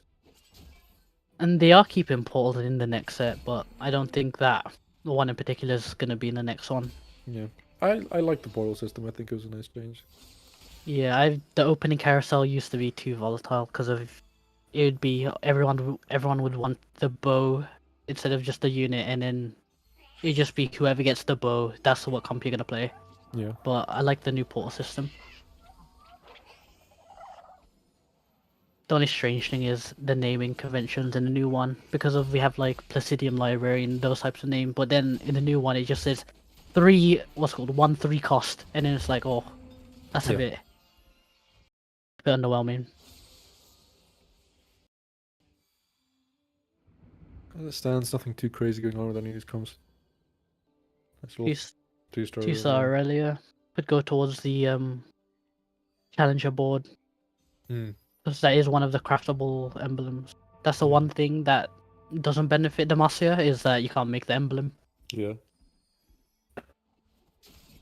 Remember back when the the 9 set first came out, when Challenger Kaisa was just absolutely nuking. You'd run Yeah, the full Ionia board. Yasuo, Kaisa, Aurelia. But it's not what it used to be. it is Ah, gold. The way the world changes, Joshi. I don't know if I can keep up with it anymore. PRK with the Shurima spat could go for another Shurima emblem if you get 2 of them. Could go for the 9. Mhm. Ooh. Oh. There was a small part of me that thought maybe we go Gargantuan. I love that one. Dedication to try and guarantee the emblem that they want. Very standard start so far. Double Bison Sorcerer. Giving the spatula to give him some extra HP. We have PRK with 2 Shurima spats. Gonna play Azir. Could play with the extra Shurima. I'm not sure if they want to play Jarvan. I've seen a Mordekaiser Shurima one time, Yeah. just as a Azir item holder, but I'm doing a little thing here where I'm gonna start at like 2% energy for this lobby. and you're gonna build up all the way. Yeah. So every round I'm gonna add I'm like oh, what's it called? The what's the augment where you get scaling attack speed? No, Like rising tempo or something? No. no, that's not what it's called. I forgot. You know what I'm talking about. I know what you're talking Yeah, about. yeah, It's that's if me you right take now. the Master Yi legend, pumping Yeah. up. That's what it Pumping is. up tower, yeah. Me right now. I'm at about 4% after this one. Yeah. A lot of people playing the emblems, trying to play for the 9 trait win con. Yeah, I mean, double 3 emblems already, so has what he needs, but we'll have to make sure he can stay healthy enough to reach level 9. It's either reach level 9 or get Force of Nature Yeah. from Prismatic maybe. Or just win straight to level 9, just try and get that 9 trait. But we have seen 9 traits lose before. Last week we had YLC0 losing with the 9 Demacia. But it lost to Unfortunately, another 9 trait, to be fair. it lost to 9 Ionia, but Yeah. they did get 6th place, which was super unfortunate for them. Yeah. Haven't seen any 8 Bastion. Sad. No one goes for the real comps anymore. I think, yeah. If you can get the You- 9 Shurima, the 9 Shurima is my favorite just because I love, like, the ascended animation and everything and the way it looks together. I'm up to Yes. 6% now, by the way. Because some of the other ones, they don't have like any visual indicators. Like the 9 Noxus, the 9 Ionia, you can't really tell that it's different except for like you're just killing them faster. Yeah. But like with Yeah. the 9 Shroom, you just see everyone enlightened. Mewtwo with the gold Mancer, instead of taking I forgot what it was, but just going for the early game, but against the 4 Shuriman, it's not gonna be enough. Force Ring with that double bruiser frontline as well, just really strong in the early game. Kind of getting unlucky not getting any gold from the gold Mancer. Yeah. But they are playing towards the Noxus. They're gonna go for the 7 Noxus. Maybe could go for 9 if they hit something else. First loss from Mewtwo. PR is going to be the savior of this lobby. Knock Nuggy into 8th. Make Nuggy Hot does Bow not have first. a 5 streak, so Wait, knock Nuggy into 8th, and then when it's PR and Hotbow last 2, PR just sells the whole board. Wait, we could make this happen. I'm at 8% now, by the way. 8%. Yeah. Is it 2% per stage, or how does Yeah. it work? Is Yeah. there math to it? 2% Wait, per if it's- stage, and then once we hit second augment, it ups to 5% per stage. Ah, okay, I see. I feel like the math might not check out, but if you already did that, What math? I just said a random number. okay. Once we hit third augment, plus 10% per stage. Yeah, no, but would that be like 60% by then? Would that be like, when is it 100%? So your issue is you're thinking within a box of me being confined to 100%. Oh, you could go past. Okay. So I see. I could reach numbers that you've never even heard of today. Oh, okay. I could even throw in a minus. I might go up 10 then down 10. Oh. When do you go minus? When do you lose that percent? When I see Mordekaiser get bought. Cool. Well, that's Every time, unfortunate for you. every time a Mordekaiser is purchased, I lose 10% engagement. That might be unfortunate for you later on in the game. We might see like 9 Mordekaisers bought this game. I am capable of going to the negatives as well. So like when I go into the negatives on enthusiasm, it becomes like anger. Oh, so you start getting angry at them, being like, Yeah. why do they have Mordekaiser? Like I'm gonna be an active I'm gonna be a problem. I'm gonna be an issue on this level. Witness level 5, but PRK also with a 4 streak level to 6. Whoever wins this, if PRK, I think if either of them lose, their economy is gonna be really bad. So These they've left it a bit late if they're trying to make a break for this first place for this game. I Witness chilling in 6th place. A good score for him could push him up to like top 4. So PRK, I'm not even sure with the first. PRK could make it to the top 8, but just trying to just play out. if PR wins this lobby, the highest they can come is 9th. Which, hopefully, it's I mean- kind of discouraging, but like you have to play it out. As an ego thing, like it matters, you know. Like, I feel Saying like just knowing you can like keep up with these types of players, you'd be like, it's just mentally for the future. Be like, yeah, I can keep up. and saying not, like like, I out was of reach. 9th instead of saying I was like 15th, you know, it helps. Yeah. you. Double Vanquisher emblems, pick it up. Double Vanquisher. I think Double 6 Vanquisher with no Vanquisher is crazy. They don't even have. Oh, they don't have Ionia either, which is unfortunate for them. We have seen 6 Vanquisher do pretty well. We saw it almost beat 9 Ionia with the Karma. Yeah. See if we can get to there. A little Radiant Redemption. Pumping out the work. Maybe they get a Reforger and they wanted to just play Demacia instead. Maybe that was the actual plan.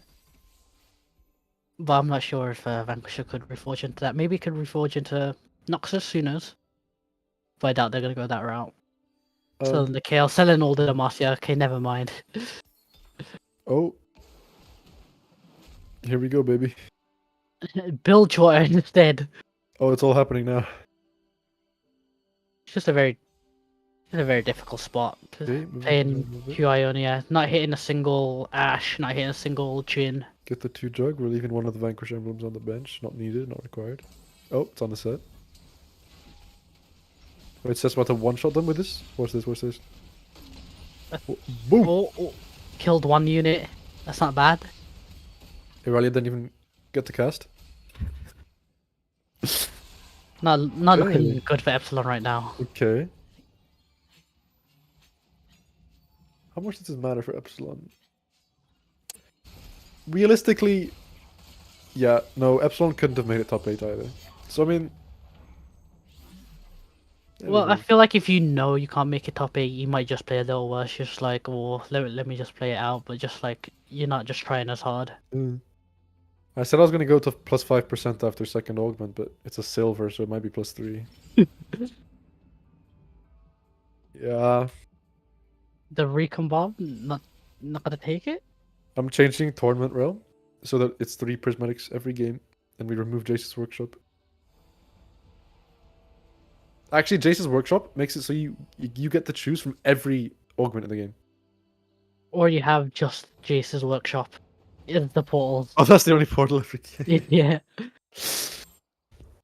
There's like 2 other portals, but they're placebos. Like, even if you step on them, they don't actually do anything.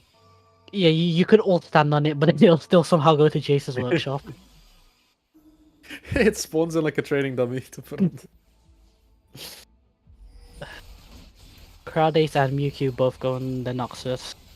I guess it's the easiest way to play Mordekaiser with the spatulas. No! No! It's just inevitable. But we do have a mixture. We have the Shurima, we have the Vanquisher, so it's not all just Mordekaiser. Witness losing their streak. What the heck is Nefiri doing on my screen? I don't think I've ever seen Nefiri's dance actually in game. Spooked me out a bit. Crowdace now has 2 Noxus spells. Gonna try and go for the early 7 Noxus at level 7. Are we chucking that one on a Yarvan? The European. Having the Pandora's items and just reforging the item just for looking for something good for the Mordekaiser. Has the Edge of Night currently. But you can see Mewtwo also with the Noxus and the RFC for the later Mordekaiser. Pandora's is my favorite silver augment. Pandora's item or bench? The item. Oh, okay. I like bench, but bench feels harder to hit what you want. I might just be low. Be a little bit. Whenever I play bench, it feels harder to hit what I want than when I play item. Yeah, there have been multiple scenarios where bench has just messed over some people because of there's some people in Worlds that could have won it if they just got a 3-star, but nothing. Yeah. Mewtwo winning the Noxus mirror matchup. I will say the Nuggy 8th place not looking too likely, but you never know. You never know. There is taken instantly the Mordekaiser with the bow, Epsilon. Oh, and I'm just hearing from admin that Epsilon has been kicked from the game by me. I'm removing him. Just made it harder. But I don't think they're gonna play Mordekaiser. I think they just did that so then the other players couldn't get it.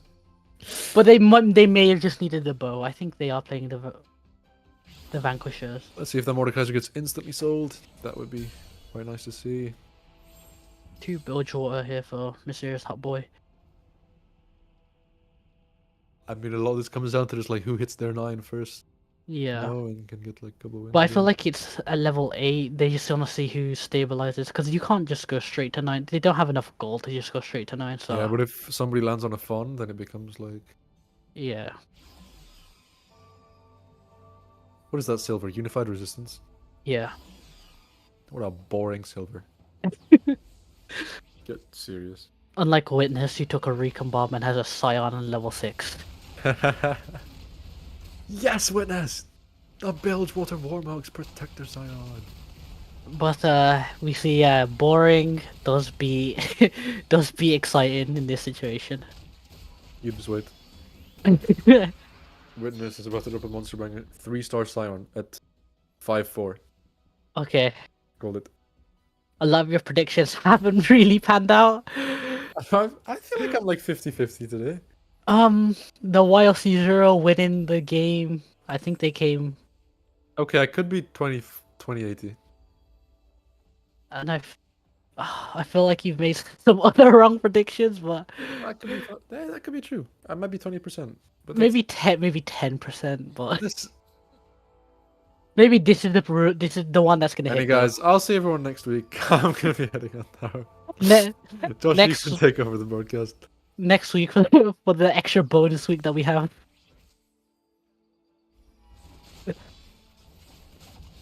The 5 Dojo versus the 5 Noxus. Interesting matchup, but These strategies I don't as think well. this. I don't. Can this Renekton 1v6? A big heal here, but I don't think it's enough. No. The Dojo are Ian- too much. Yeah. I will say strategists was always like my favorite thing to just have. Yeah, it's just I like the units as well. The Jarvan, the MF, because they all have like special properties. Like the MF does more damage to shields. I miss my brother Timo though. Or you could wait not even next set, the set after. And they're not having half sets as well, so they're not even going to be there. Yippee. Me waiting 4 months to play Timo 50. Yuki rolling 2 forecasts, hoping to hit a Jarvan or a Mordekaiser. And did not hit it. Oh, hit 2 he's- Azirs though. Okay. Azir 2, that's really big. I think Noxus Azir is probably the strongest Noxus holder. Yeah. He's already playing it.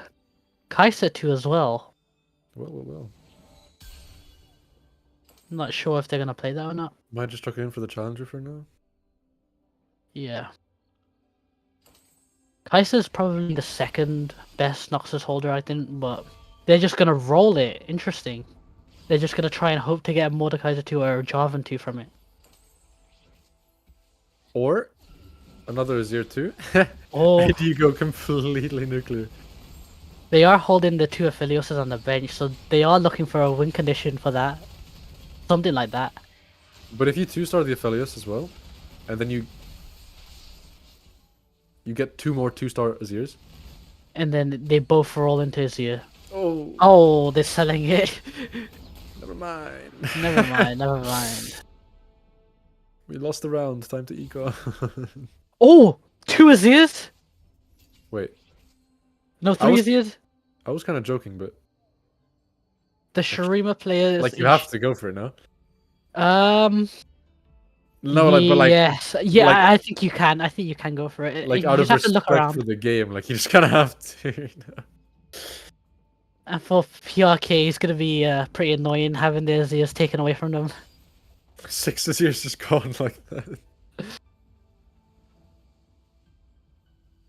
So poor cash. I will say we're caught up in all that action. We do have 2 people who I think are going for an early dinner angle here. GLP and Epsilon both 1 loss away from. 7 Azirs. Okay, Yuki's trying to go for the win. Oh, it's happening. Only needs 2 more Azirs. Oh my god, it's happening. Nogi playing the Is- Sorks. Because he already has Noxus 7, so he's like completely shooting.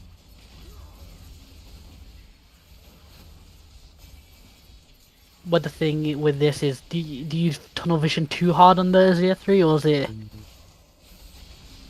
or do you just try and just wait and try and get it instead of rolling? Because of Mewtwo still needs to get the Mordekaiser because of the items on Cassiopeia is probably not enough. If no, Joshy. I know you If- didn't say that to hurt me. But if Miyuki values that Mordekaiser over forcing this 3 stars here, my respect for her will have dropped dramatically over the last few games. I feel like I just want to see if they want the strongest board possible, or they want to just try and, because they are in 7th place, getting a first could bump them to 3rd. Also, why is PR just pulled out the game of his life? Like, I mean, fair play, proving that you can dance with the big boys. It's just a mentality thing, I guess. I think if you just win the last game, you won't feel great because you still didn't get to that top 8, but you'll still feel better than you would if you just went 8th and just went for the early Oh. dinner. Oh wait, I didn't see the 3-item Shreema Belveth. Has a lot of healing with the Cyber Leech plus the Hodge plus the Bloodthirster, Stench. and there is a spatula and There's a spell on carousel. the board. If anyone still has their spatula, that There's could a be zero on the board. There's a zero on the board. Oh! Wait, there's a zero on the wait, board. Oh, wait. wait. That's Mewtwo's 8th Azir, I think. That's the 8th. Yeah. Just one more, just one more. And she has the Pandora's as well. Is she gonna hit? She can't win, but this is really like this forces her like into the top 4, Oh. I think, overall. If she hits, she only needs one Azir. I was completely joking when I said like this is gonna roll into a 2 stars here, and then it immediately rolled into a 2 stars. Wait, does that mean I'm up to like 10%? Maybe. Now we Oh. just need a Scion 3. We just need a Scion 3 at 5-4 and we're winning. Uh, Wait, she gets the Scion 3 as well? oh, he gets the Azir 3 and then win streaks and then gets the Scion 3. Oh, I see the vision. Wait, she gets the Azir 3 and then she rolls it into a different 3 star to prove she can win with any comp. And every round she just changes it to a different 3 star. She gets, but then what if she gets like a Sejuani 3? I don't think she could win with it. I don't think she could be allowed the ball. PRK holding one Azir. Sell it! Sell it! Sell it. Be a man. Still a chance to hit the Azir 3, but PR, you can't hit top 8. Sell the Azir. Stop it. Stop being weird. Stop being weird. Sell the Azir. Mewtwo hits the Mordekaiser 1. No! No! Probably the... Sell it. No! Sell it! Because I want to root for Mewtwo because we've got the Azir 3 monster banger, but you can't put in a Mordekaiser and you just ruin everything I stand for. Maybe you get golden duplicator. You could get that as well. Yeah. You have to hit at some point off this bench, no? I've seen No, I've seen a lot of times where I you know, don't. but like if you don't, like you're sending an email to Mortdog, you know, like strongly worded. Yes, and then I don't think he'll reply because he probably gets thousands of the same DMs. You put like in the subject, extremely important, life threatening. And that might keep the Jarvan. No? No, actually has the Swain. Rolling now. Trying to avoid everyone else, everyone else will be looking at the boards, so then trying to roll a little bit earlier, just so then no one else can see that you're rolling, so then they don't hold it. That's a common strategy to not get griefed. Yeah. I know all about that in my high-elo lobbies as well. Happens all the time. Oh, no golden duplicator. Let's see if she gets it here. Oh, not does. again. Yo! Riot. Witness. Playing a Gunner build drawer. I've never seen this before. How much HP does Mewtwo have to play with? 26. Probably 2 lives, maybe. I don't think she can beat anyone without the Azir 3. But Witness and Crowd Ace. Witness has a lot of items on the bench. 3 items onto an Aphelios 1 against the Mordekaiser 2. We'll see if it's enough. Ooh. Oof. Yeah. That Ginsu's Crowd Ace does lose that. Back to the sky. Miyuki on 11 HP now. Miyuki's No, last life no, rolling down. No, no, They no. they didn't need to make the 2 stars, the 2-star Fiora or the Kaiser. They could have just had one and just rolled it. I But feel like you looking at the seldom last life, roll now. yeah, I think you do at this point. But maybe they're praying to fight Crowd Ace and have one more life. Mm. But it'd be difficult. Also, I feel like we didn't give Epsilon and GLP much of a send off. A bit of an unceremonious exit for those things. Bongo, Bongo dropping to the bottom of the lobby.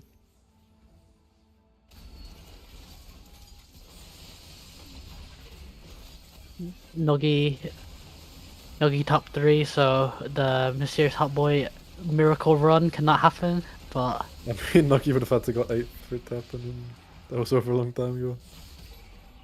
Miyuki, unfortunately,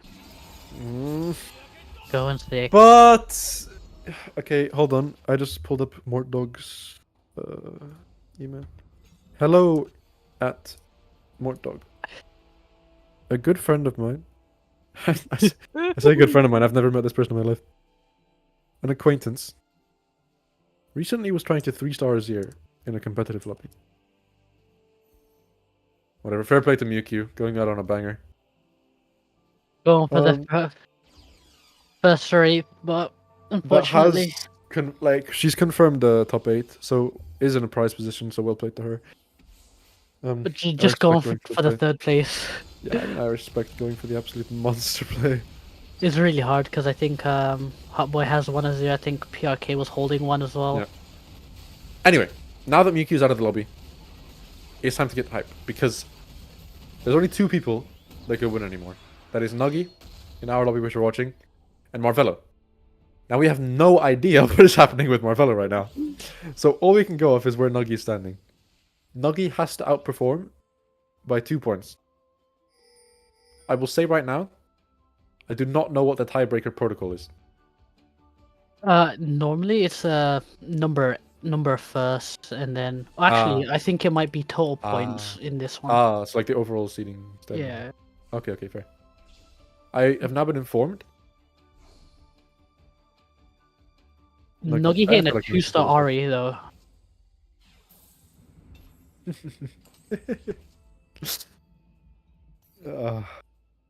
is where we find out Marvello just bombed out in 8th place. It's like the most.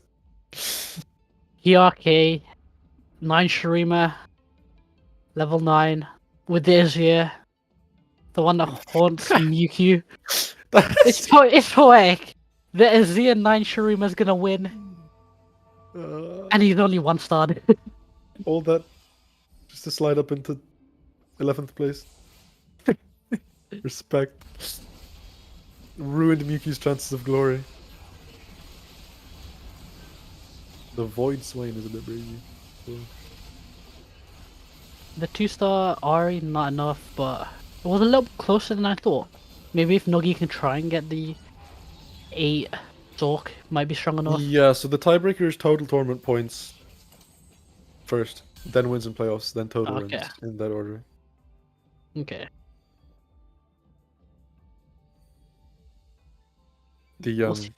I will say, PR might be Marvello's biggest fan or something, because pulling out a performance like this in the last game. Okay, we've received info that Marvello is guaranteed top 2. Oh. So Nuggy has to win. Has to win into a lobby with Crowd Ace with 9 Noxus, PRK with 9 Shurima. Might be difficult. Might be a little too early to crown, but I feel like we know who's gonna win this entire tournament. Hey. If Marvello gets second and Nuggy pulls out the win of all time right now. Wait, Nuggy's in PR's DMs right now saying, "Sell your board." I have a feeling he will not sell his board. As we say goodbye to Witness there. The last of the bottom 4. Crowd Ace clutching a top 4, which means possibly still slide into a top 8 spot. It'd have to be very it's unlikely. It'd be very close. I feel like PRK is gonna be going for that. Has that 9 Shurima. Crowdis has that 9 Noxus, so Crowdis could win it. But Mysterious Hotboy also going for the 9 Bilgewater. Mm. Not sure what they need, but The thing is, I don't want to be biased, right? But I want the winner in my lobby. So I'm like, in the back of my head, I'm like, praying that Nuggy just drops like the most monstrous performance we've ever seen in our lives. Sits randomly 3 stars every. Oh, that's a 2-star Scion in my game. went past 5-4 though, so your prediction cannot go through. No, I didn't say that one person was gonna get a 3-star Scion. I said like, what I meant was there would be 9 Scions like in the lobby Oh, I see. in various locations, and there are a couple Scions that died as well. So I think I was almost correct. What if they were the same Scion? It was all. It's just getting recycled. Yeah. See if Nuggy can beat the 9 Noxus. Oh.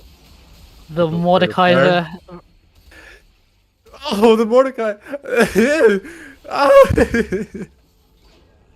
Crowdis making it difficult. Karate with a 9 knocks is making it difficult for Nuggy. It seems like everyone in this lobby wants Nuggy to lose. Everyone in this lobby wants Marvelo to win. Okay, I'm turning the dial up. It's time. I'm on about 2 hours sleep, Joshy. But this is where things get really intense. That's an Noxus. Pick it up. Give me the 3-star. Wait, 9 sell your Shroom and 9 Bilgewater. sell your whole board for that. Yo, why has PR pulled out the greatest game of their career?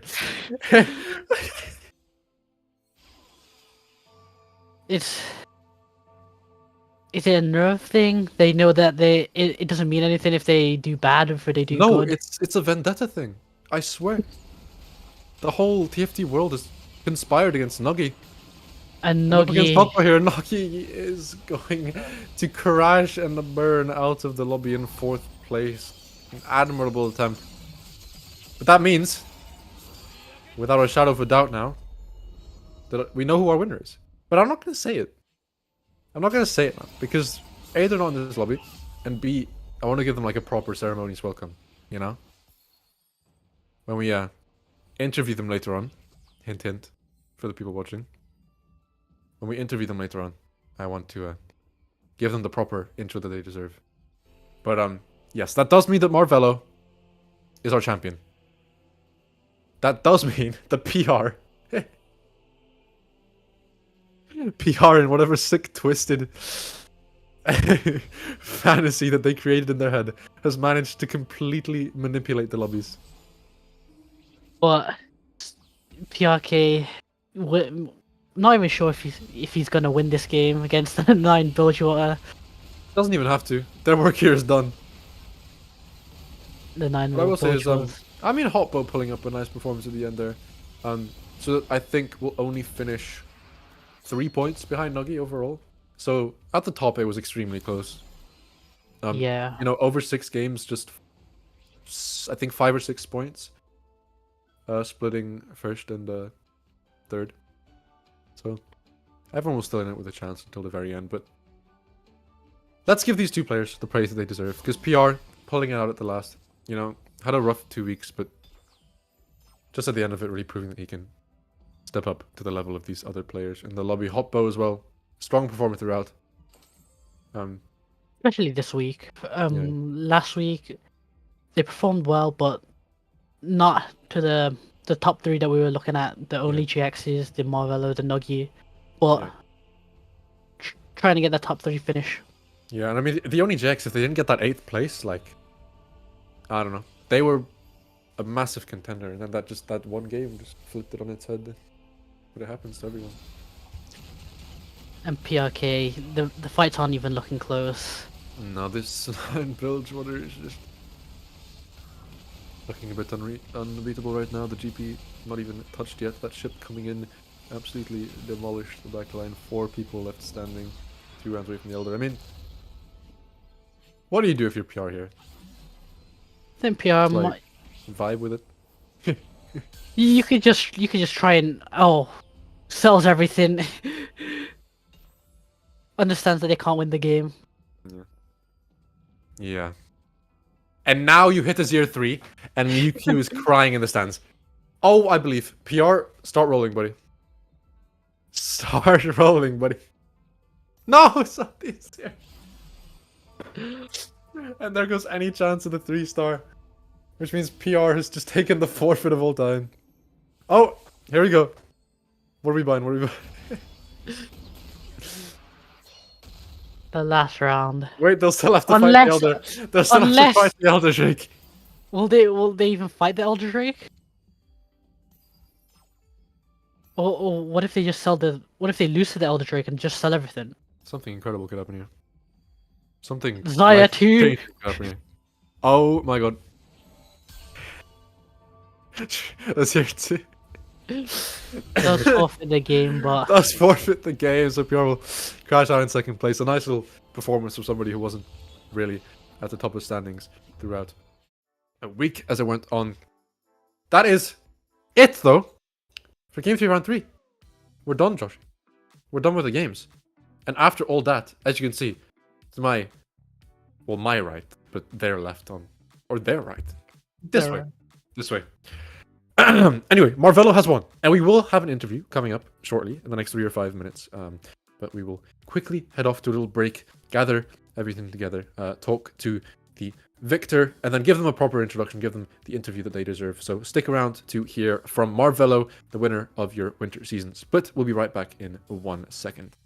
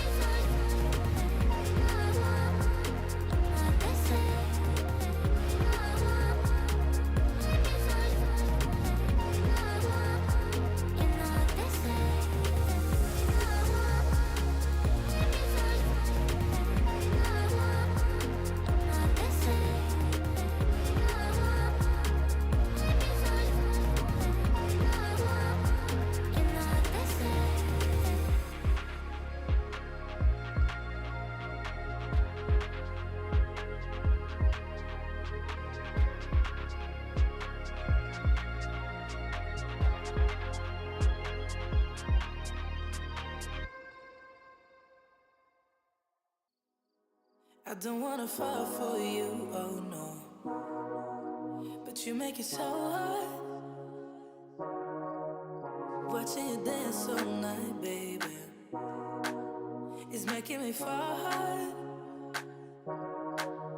Trying to take a deep breath, but I just can't control my lungs. Ooh. Trying to hide my cold sweat, but I just keep on talking in tongues. It's a funny situation that I got myself into. I can't help my own frustration.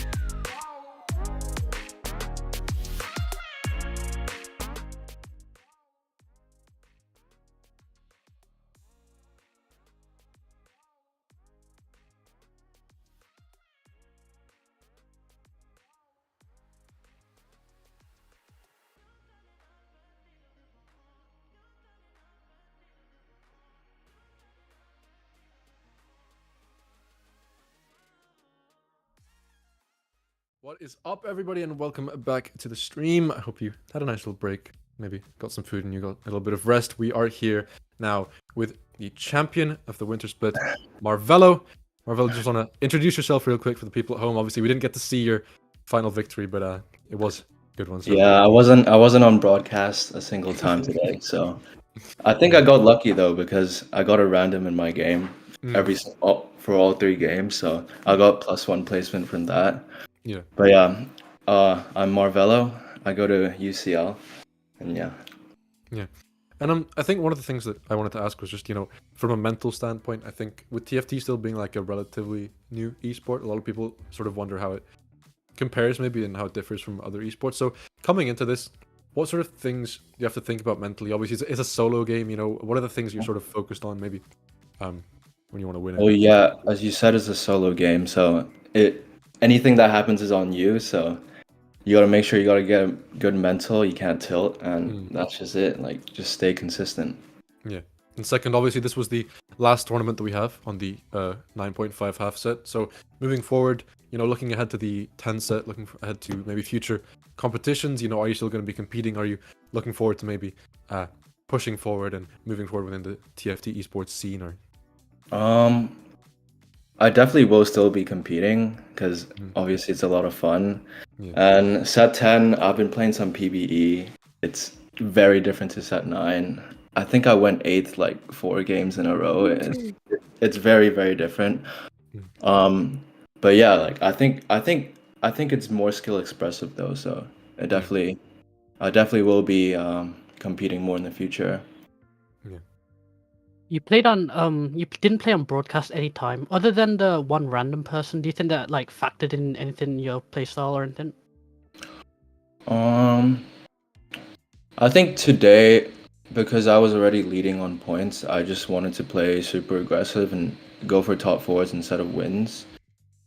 And yeah, like just last game was close because Nuggy was. If Nuggy won that game, I think I wouldn't be here right now. And the game wasn't on broadcast, but a lot of crazy stuff was happening in that game. So yeah, it was a close one. In terms of outside the game, like what type of preparation do you do to like just try and get better at the game? I guess watch a lot of streams and just talk to TFT with people. Shout out to Kerfuzzle. I think he was the one who really introduced me into competitive TFT. I didn't know anything about competitive TFT before I met him. And yeah, like I've VOD reviewed with him before. He's the GOAT. He's the GOAT. Yeah. Thank you so much, Marvello. We're gonna leave you to revel in your victory now. Collect your prize. I also want to shout out my girlfriend. Oh, yeah. Yes. I want to shout out my girlfriend Jay. Yeah. She's an amazing girl, and she supported me this whole way. Yeah. Big shout out to Jay then. Nice. So thank you so much, Marvello, for joining us. If there's anything else you want to say, that's it. Yeah. Thank you for hosting the tourney. Yeah. All right. Fantastic. So once again, thank you, Marvello. Have a great rest of your day. Congratulations on the win. And then me and Josh are gonna lead us out of this one. So yeah. Bye. Bye. Once again, a massive congratulations there to Marvello. Joshy, is there anything you maybe want to add just before I send us off? Nothing much. It was a great tournament. I feel like this might be my last time casting because I might be the one competing next time. But Fair enough. it was very fun to watch. The top 2 race of Nuggy and Marvello, the Mewtwo about to get a Zero 3. A lot of great moments during this tournament. Yeah, I agree. And well, from all of us here at University Esports, I want to say thank you for joining us. Thank you for being a part of this experience. A big thank you as well to all the staff that you don't see on your screens today. Obviously, me and Josh are the beautiful faces that you get to watch throughout the entire broadcast. But big shout out to everyone working behind the scenes. Mickey, Becca, Artie, Owen was on Obs today. All the pro team, all the admin team, everyone who helps makes these events a reality and helps makes it so that all these university players have a chance to compete in an environment like this. I've been DrySaltXXL, joined by Joshy. We've had a fantastic time these past 2 weeks casting for you. Have a great rest of the evening, have a great rest of the week, great rest of the year, great rest of your lives.